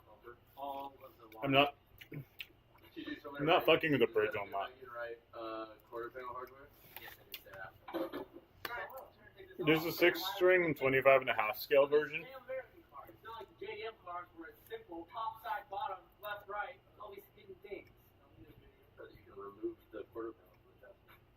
And then it's sex. What is this body bag doing? You're like, oh fuck, I forgot about the NSX. Yeah. No.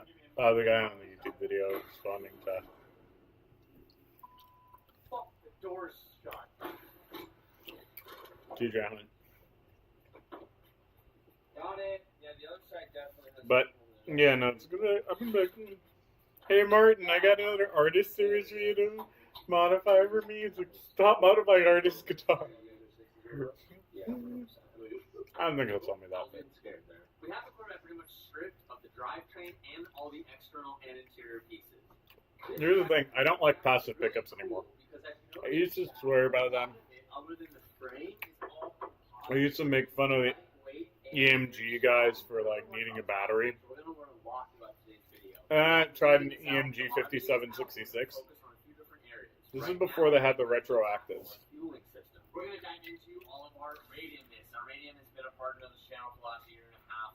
Every single car in this garage utilizes radium. They make all things from drop-in hangers, fuel rails, catch cans.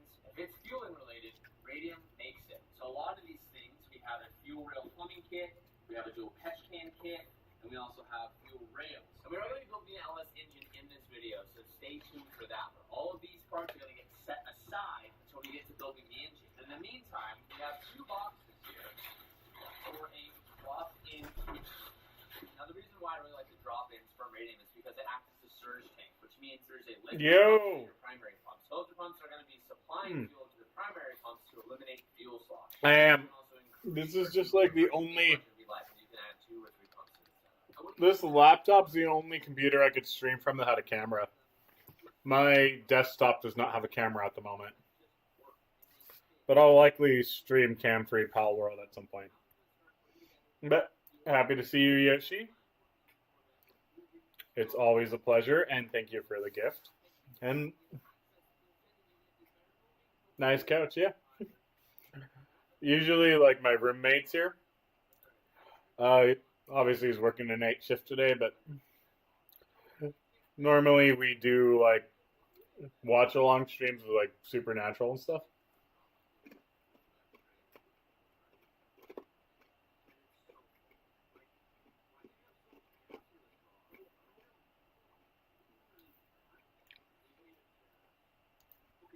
Or random horror movies we find on Netflix.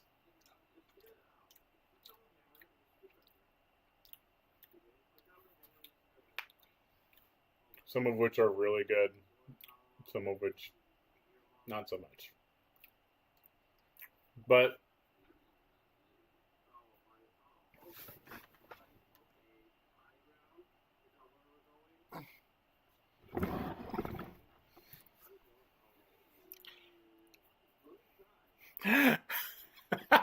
oh yeah, you showed me that yesterday. Hey, I'm getting my guns back, so.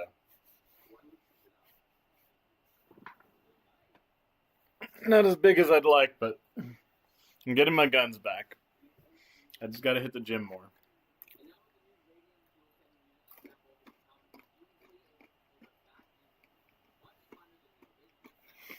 Mm-hmm. It's like Venomous 9 Bane. I mean, pretty much, I'm trying to look like Goth Toji. Like, that is actually my goal.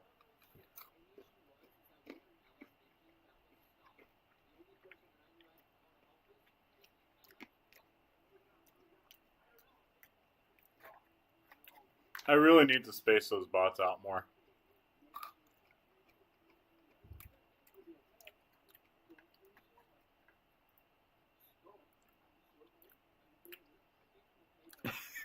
Yep.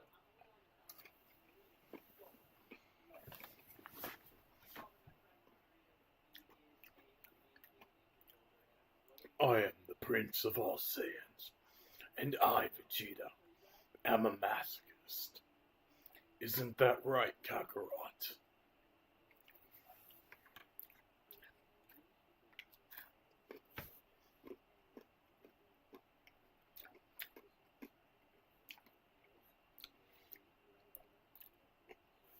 Vegeta gets his ass clapped so regularly for someone that's actually hella strong.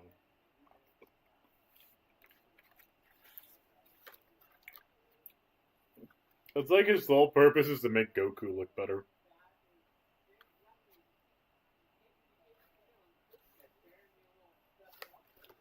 But Vegeta's actually hella strong. Goddamn Piccolo just palming Vegeta saying, "Look at this Brock Lesnar motherfucker. Clapping us all. And you just on your knees."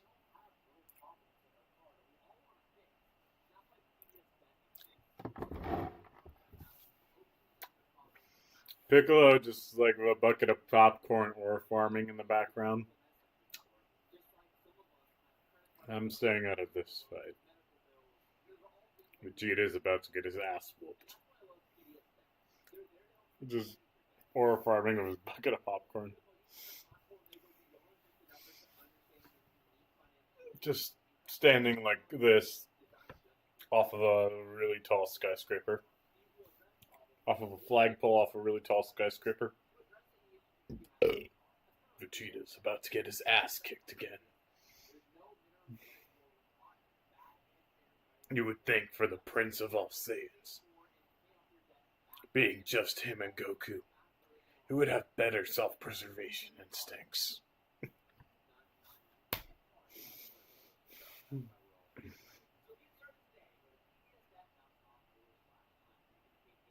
That's actually why I like Ultra Ego as much as I do. Because Ultra Ego rights so many wrongs from them doing Vegeta dirty like that.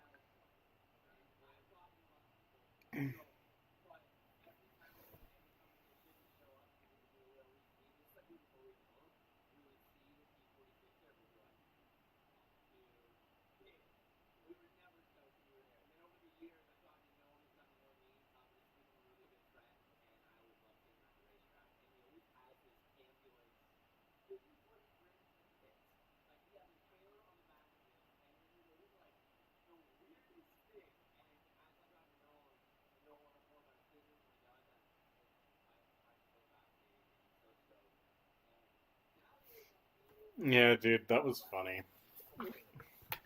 Dude, I had such a good time. But yeah, no, if like the bots ever get too much, just tell me and I'll go on my computer and adjust them. I want to set them like further and further apart.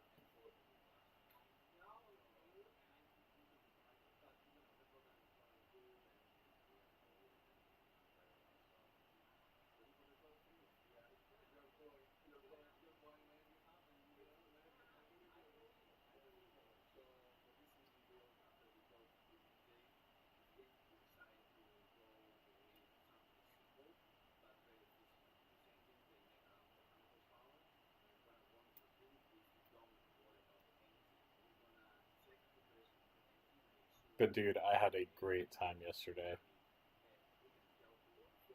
Honestly, if I could plan with like at least a month or two in advance, I think we could do Korean wings and round one.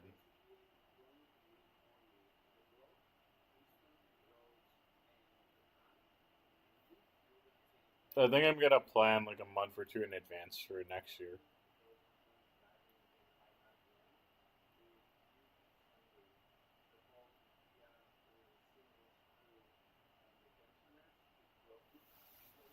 I already did read the Kudoboard that my roommate gave me, and so sorry if that was missed, but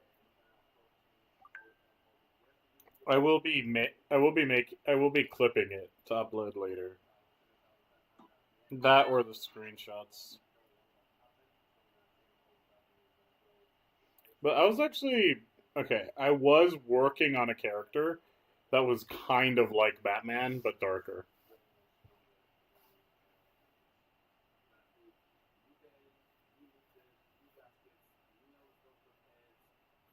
He's called Crimson Crow.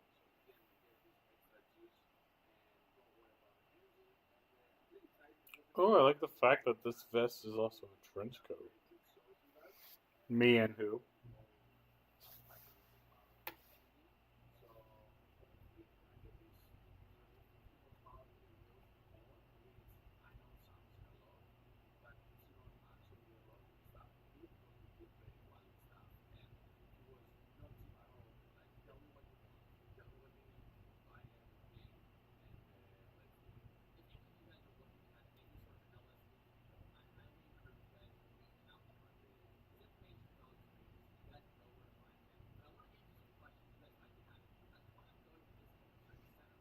But yeah, I'm watching TJ Hunt in the background because I didn't know what to do the rest of today's stream after I announced my band and like read my Kudoboard.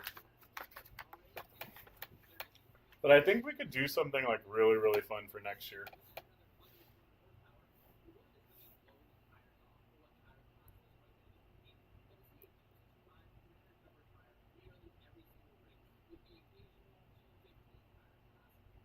I think next year I could plan a lot better and like we could do the birthday crawl.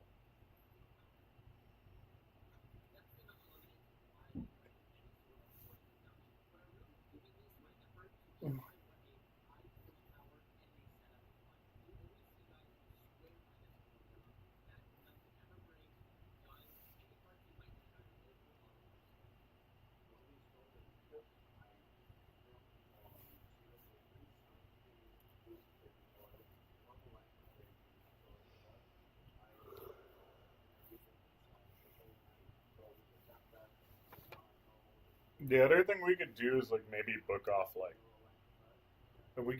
if we could do either round one or golf and stuff next year.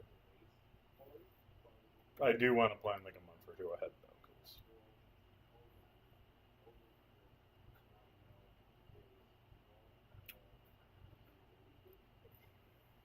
that way I could actually get the place booked.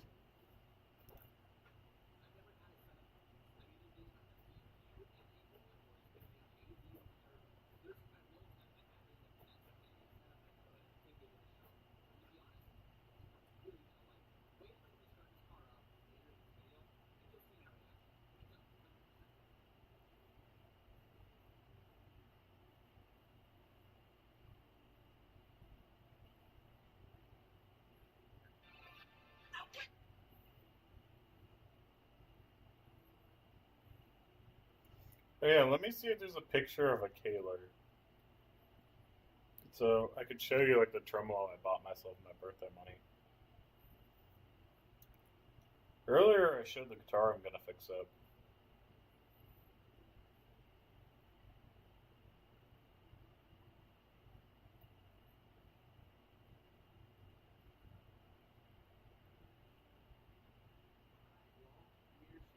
This is the absolute. I need a picture. Like a stationary picture. Not something that's so real.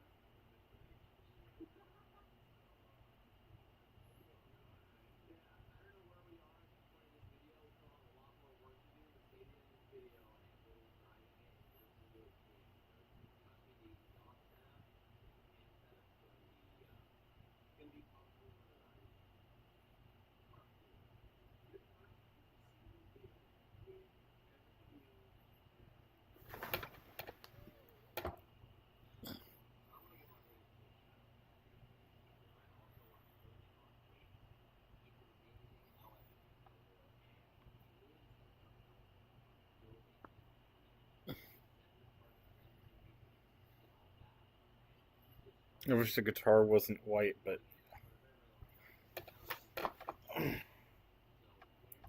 that's basically the Kaler I want.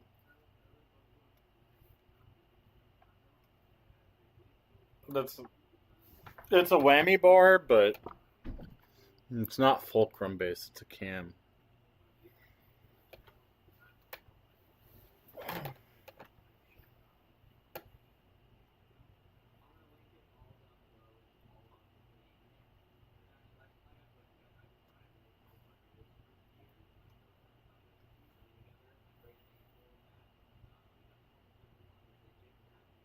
Wait, is that?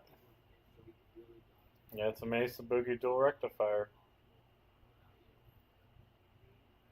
I like them, but I also think they're overhyped. I like Mesa Boogie. I'm just not. I like the dual rectifier, but I'm not like the biggest fan where like I'll bleed for the same way I would for a Randall or an Angle.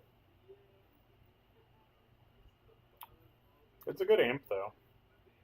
If I was sponsored with one, I'd play the shit out of it.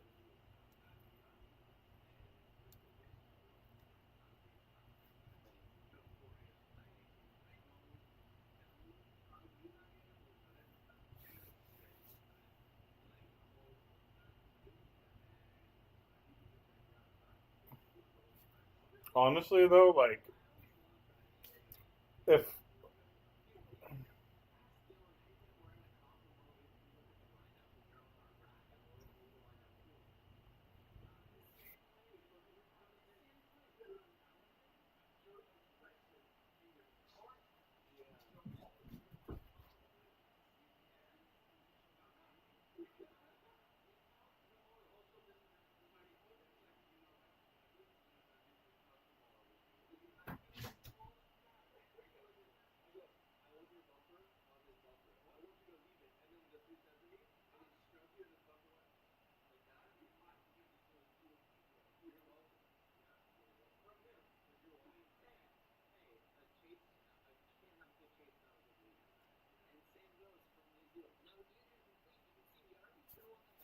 can't afford energy drinks right now, so I do. Well, the thing is, I do have an advanced GG sponsorship. Ironically, well, not sponsorship, but affiliate link. So technically, we could be ordering from that and just mixing our own energy drinks.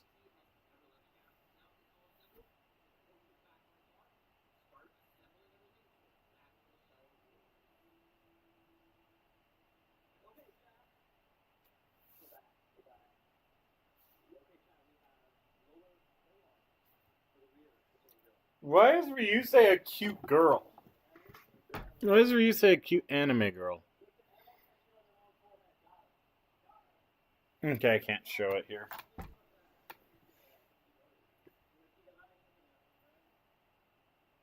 Let me copy the link to this post. And I'm just going to drop it in my own Twitch chat.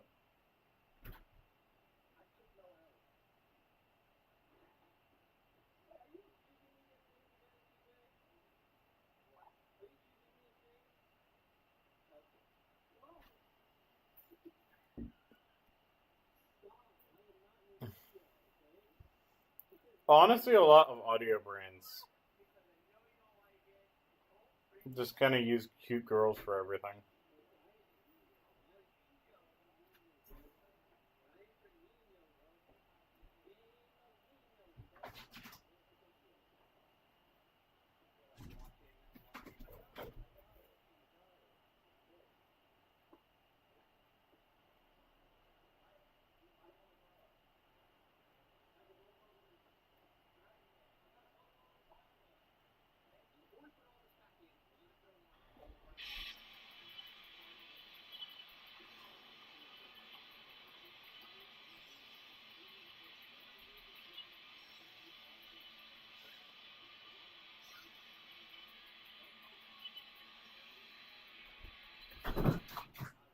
Oh, let me post this so you can see what a Kaler looks like.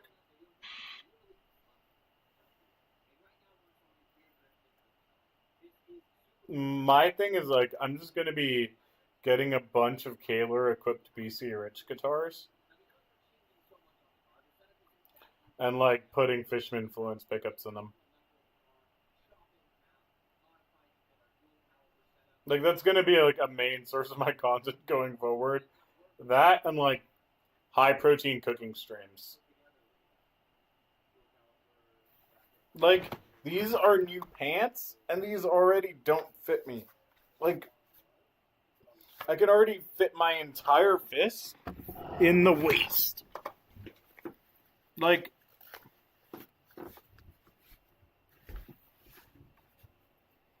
these are new pants. They already don't fit me.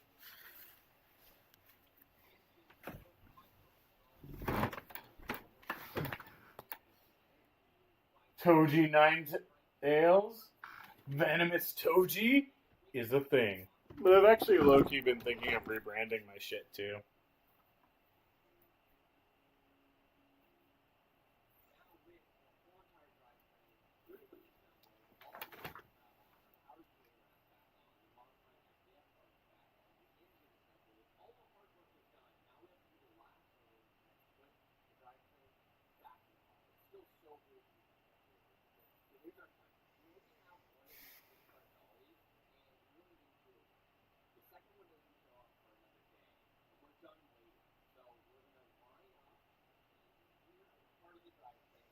The only thing that sucks is if you want a guitar of a Kaler, you have to order it custom.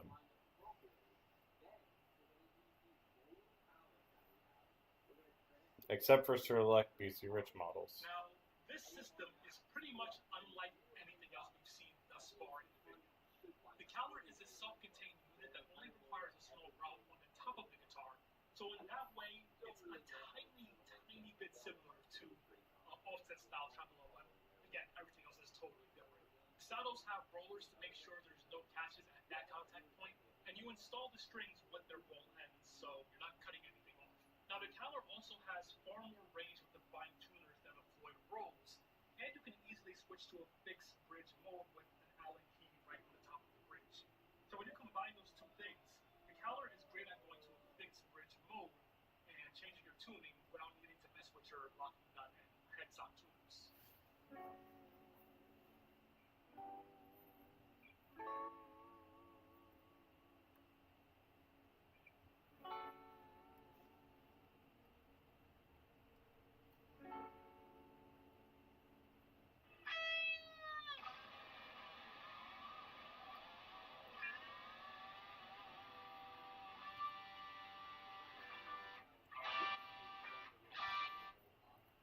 For a while, Dean was the only guitar company showing like Kaylor some love, and now BC Rich is the only guitar company showing them some love.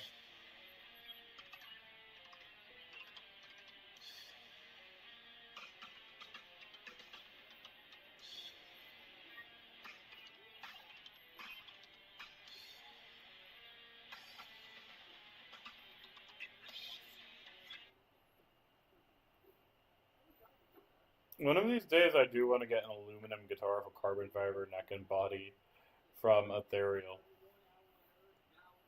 They make cool shit.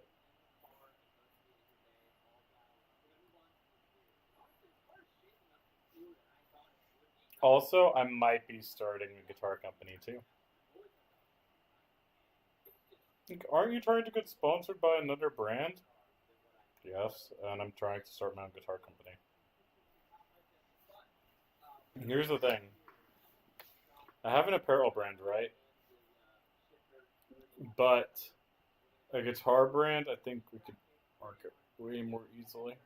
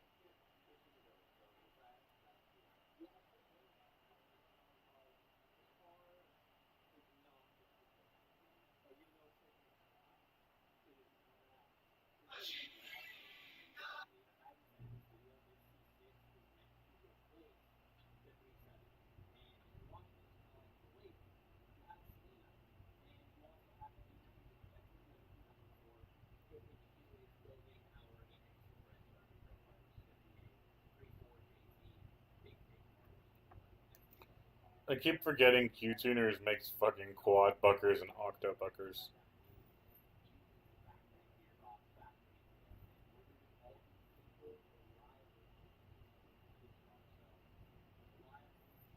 I don't mind the passive Lundgrens and the Sleep Token guitar. Are they my favorite? No, but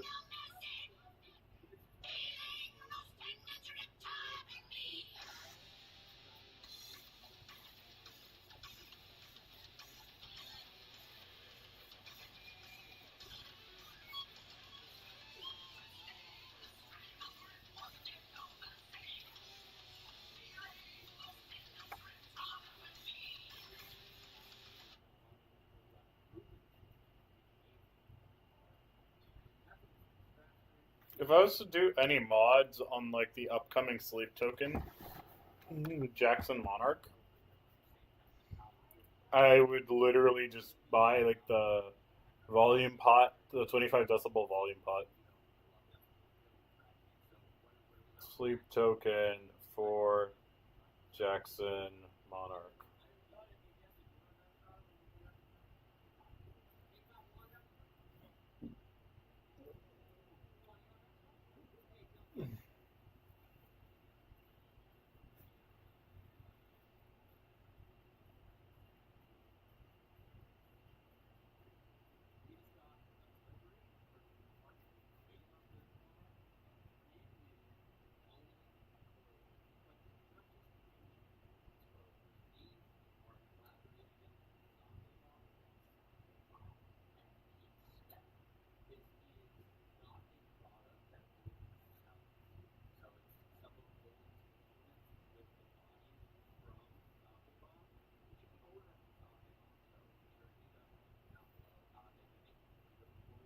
4 uses like an 8-string Jackson Custom, but his artist model is supposed to.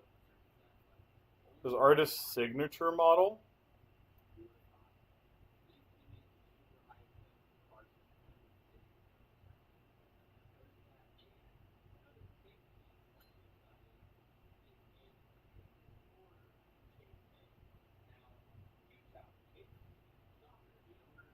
The 6-string version is supposed to come with Lundgrens.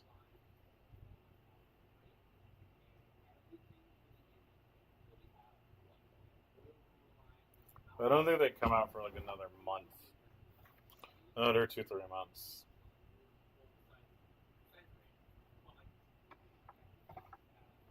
It's going to be available in, I think, a standard scale and a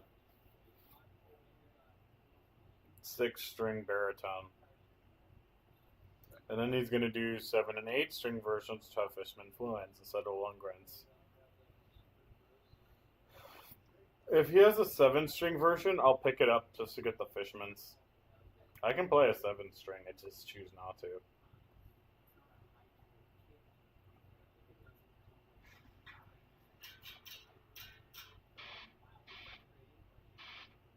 Gojira, yeah, like, you know, Godzilla.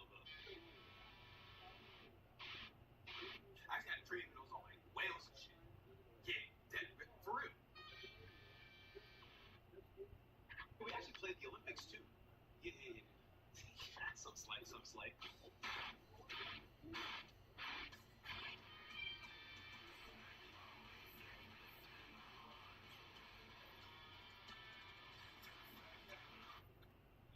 Okay, they did miss an opportunity to have Gojira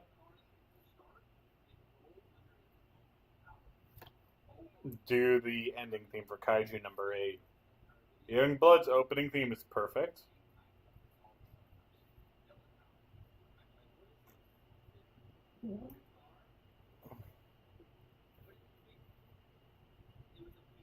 But they should have had the closing theme done by Gojira.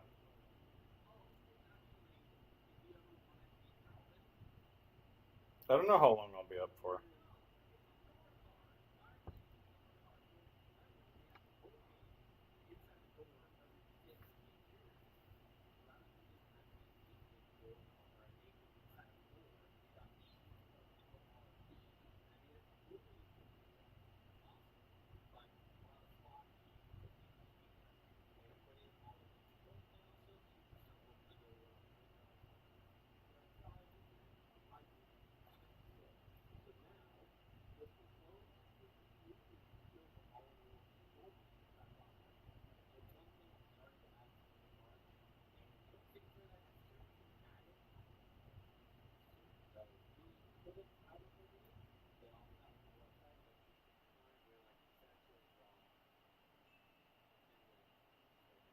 Miscommunication. Tana's looking for a guitar right now. She's trying to find something. Now, not everything that's in the video is disclosed to you guys. So, for instance, the video is, the original video is an hour and 50 minutes long. We've edited it down to 21 minutes. So you can imagine, there's a lot of information missing in the video. One of them is me using the app because I had to use the app to, I did that, I increased the noise gate. I feel like the more I increased the noise gate, the more I got that more high-end push sound. Even though it got rid of the hiss, that's where the high-end push sound was happening. And also because, as we all know, somebody mentioned my lapel mics maybe interfering, but that sound happened whether I had the lapel mics on because we were playing the guitar for weeks before I did the video the first episode.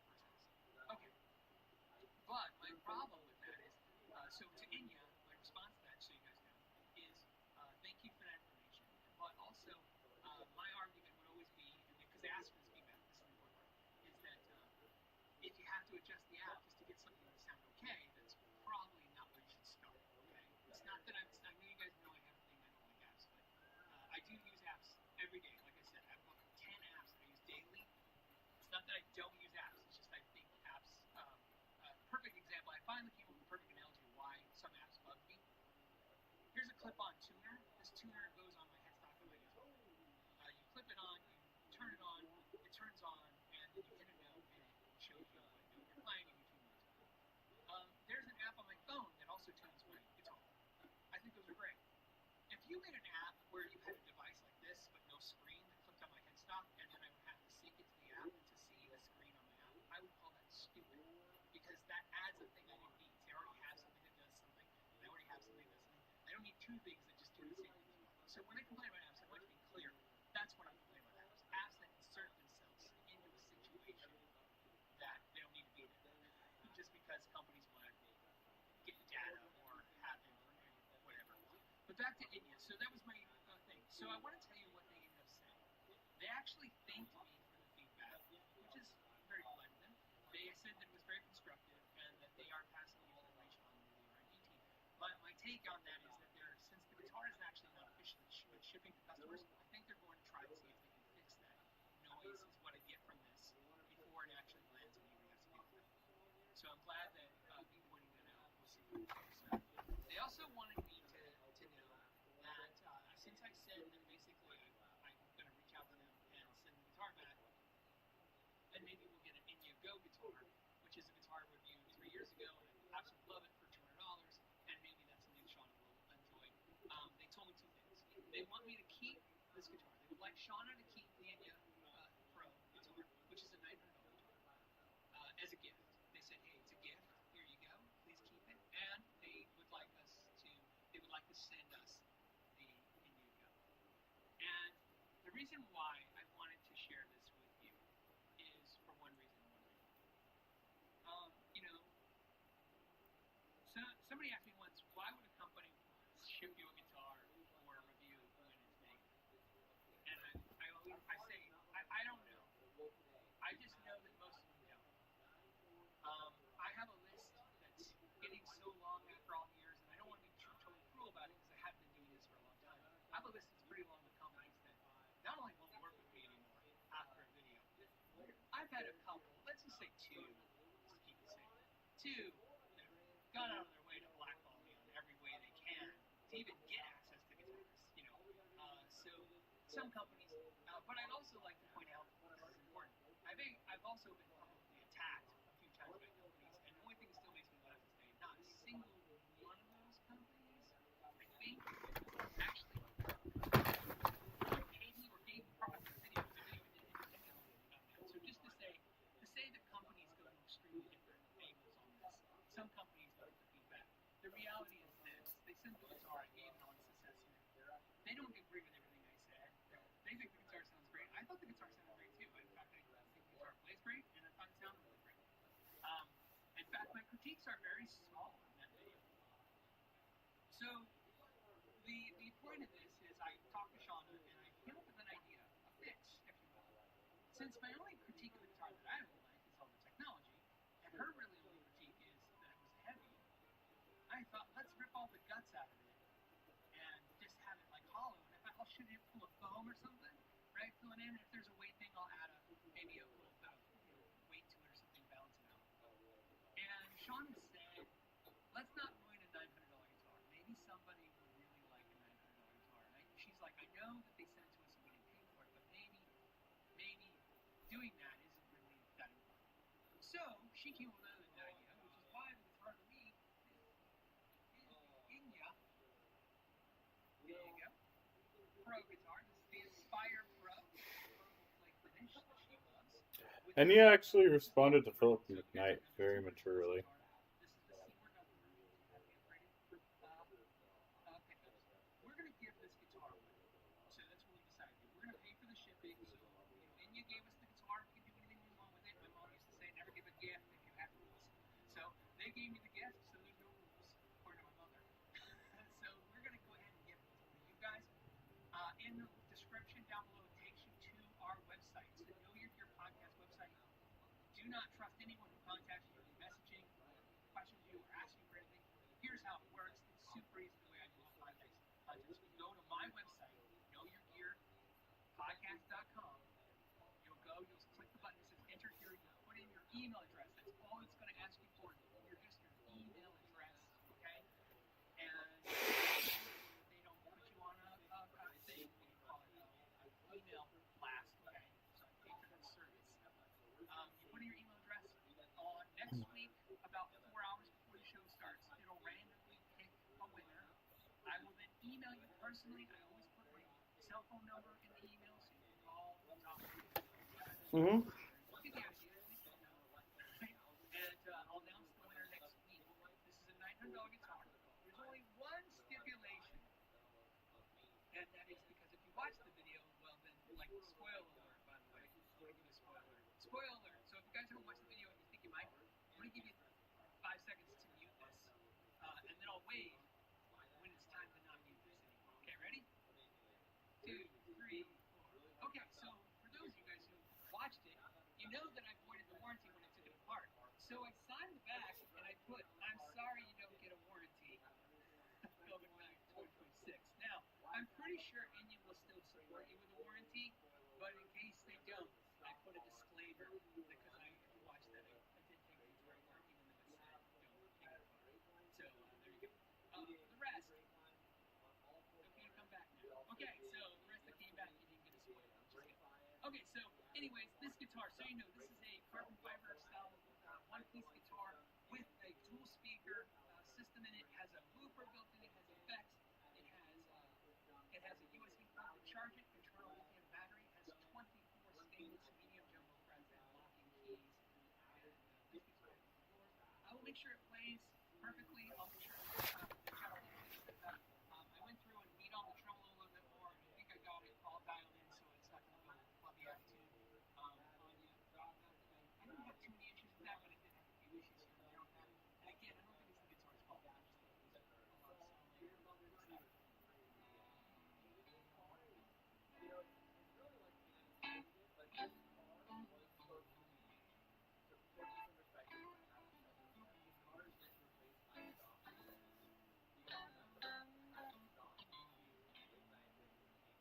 So that's your two pickups, the single wheel neck and bridge pickup. And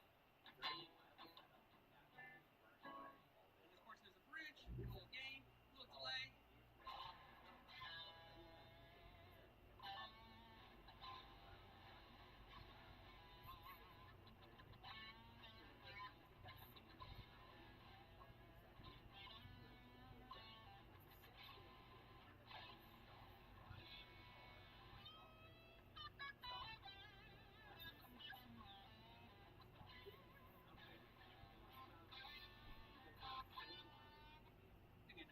Somebody asked, is it still buzzing? So the buzzing sound, the hissing sound, it still does that. I think you go in the app. This is my critique again, so India's watching this. When you crank the noise gate to where it almost goes away 100%, your noise gate's choking everything out. You get that end and choke out, and they have the noise gate that I love. That only affects the guitar. Does not affect the guitar. Right now I'm just playing the guitar. You can play this guitar like a normal guitar. So you get choices. And hopefully they'll have an update that they'll put out, and that will just be through the app. An update will fix this thing if it continues to have that problem. Like I said, my issue is.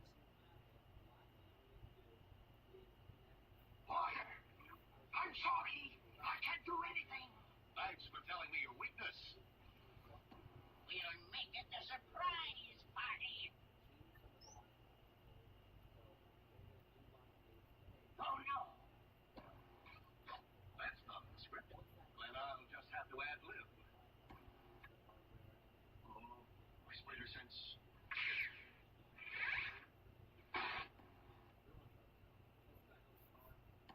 See what's going on in there.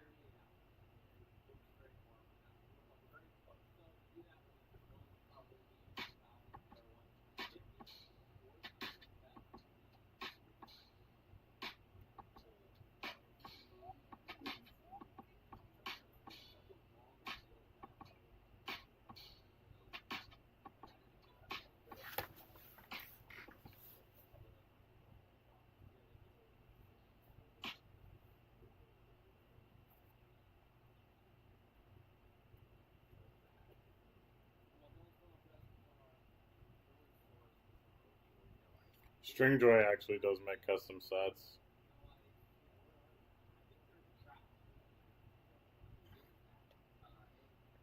Oh, someone's viewing my Not Gonna Lie, probably Grid again.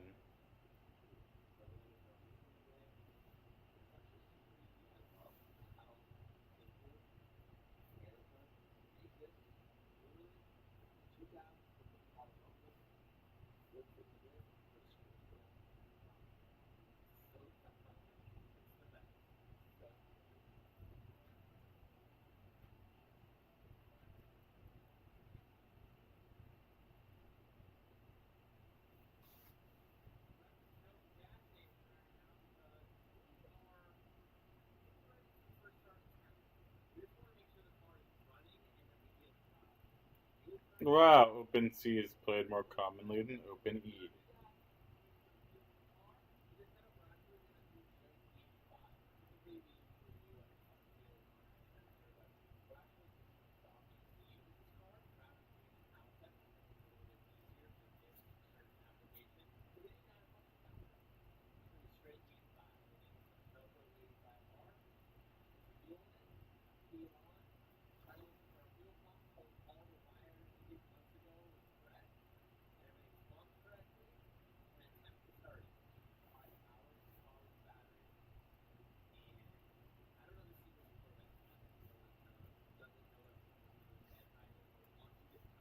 EBE G sharp B E.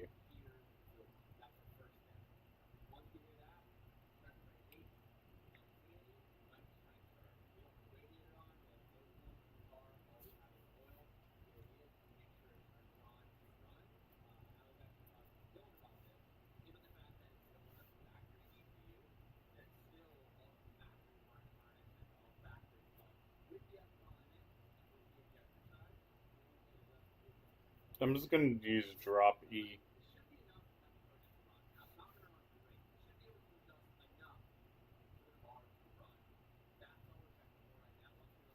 Which is E flat, but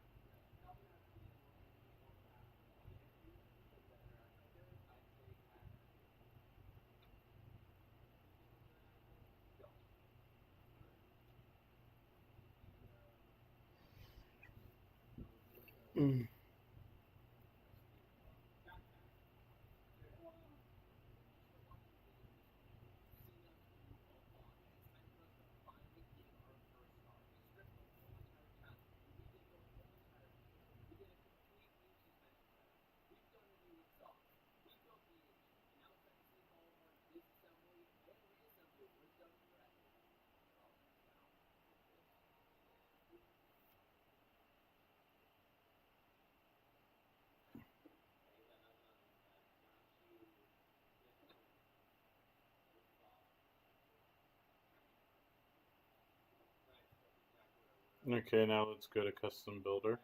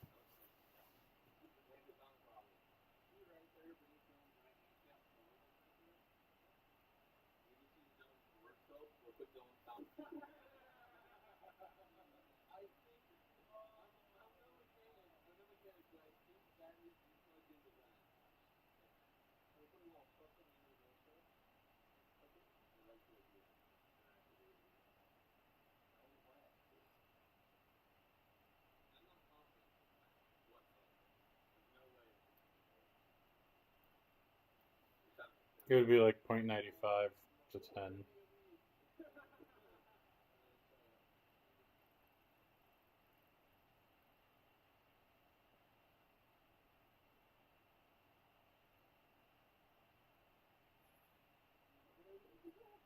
$13.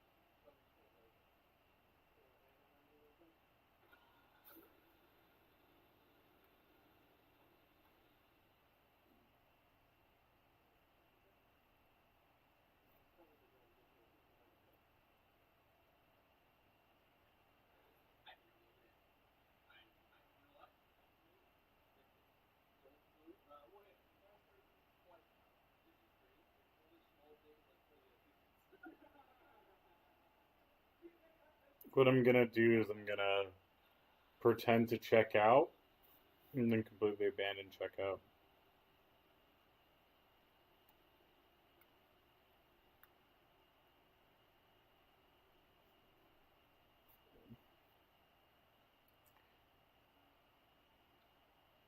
Just not giving me the option to save it.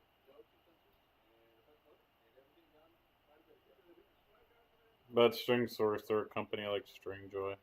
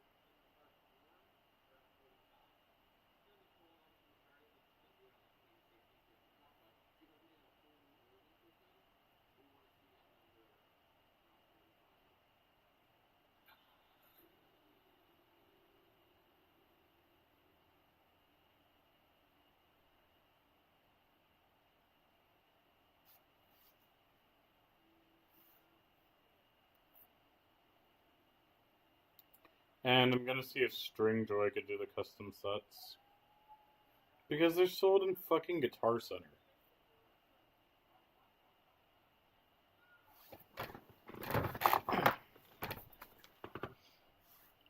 Gem Kisser? Hi, how are you doing? Earlier I was reading my Kudoboard, but I pretty much stopped with that. Now I'm just chilling.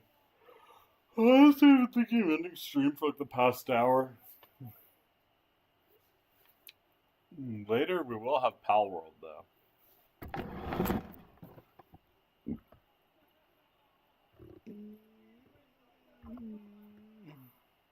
Yeah, I'll just go offline.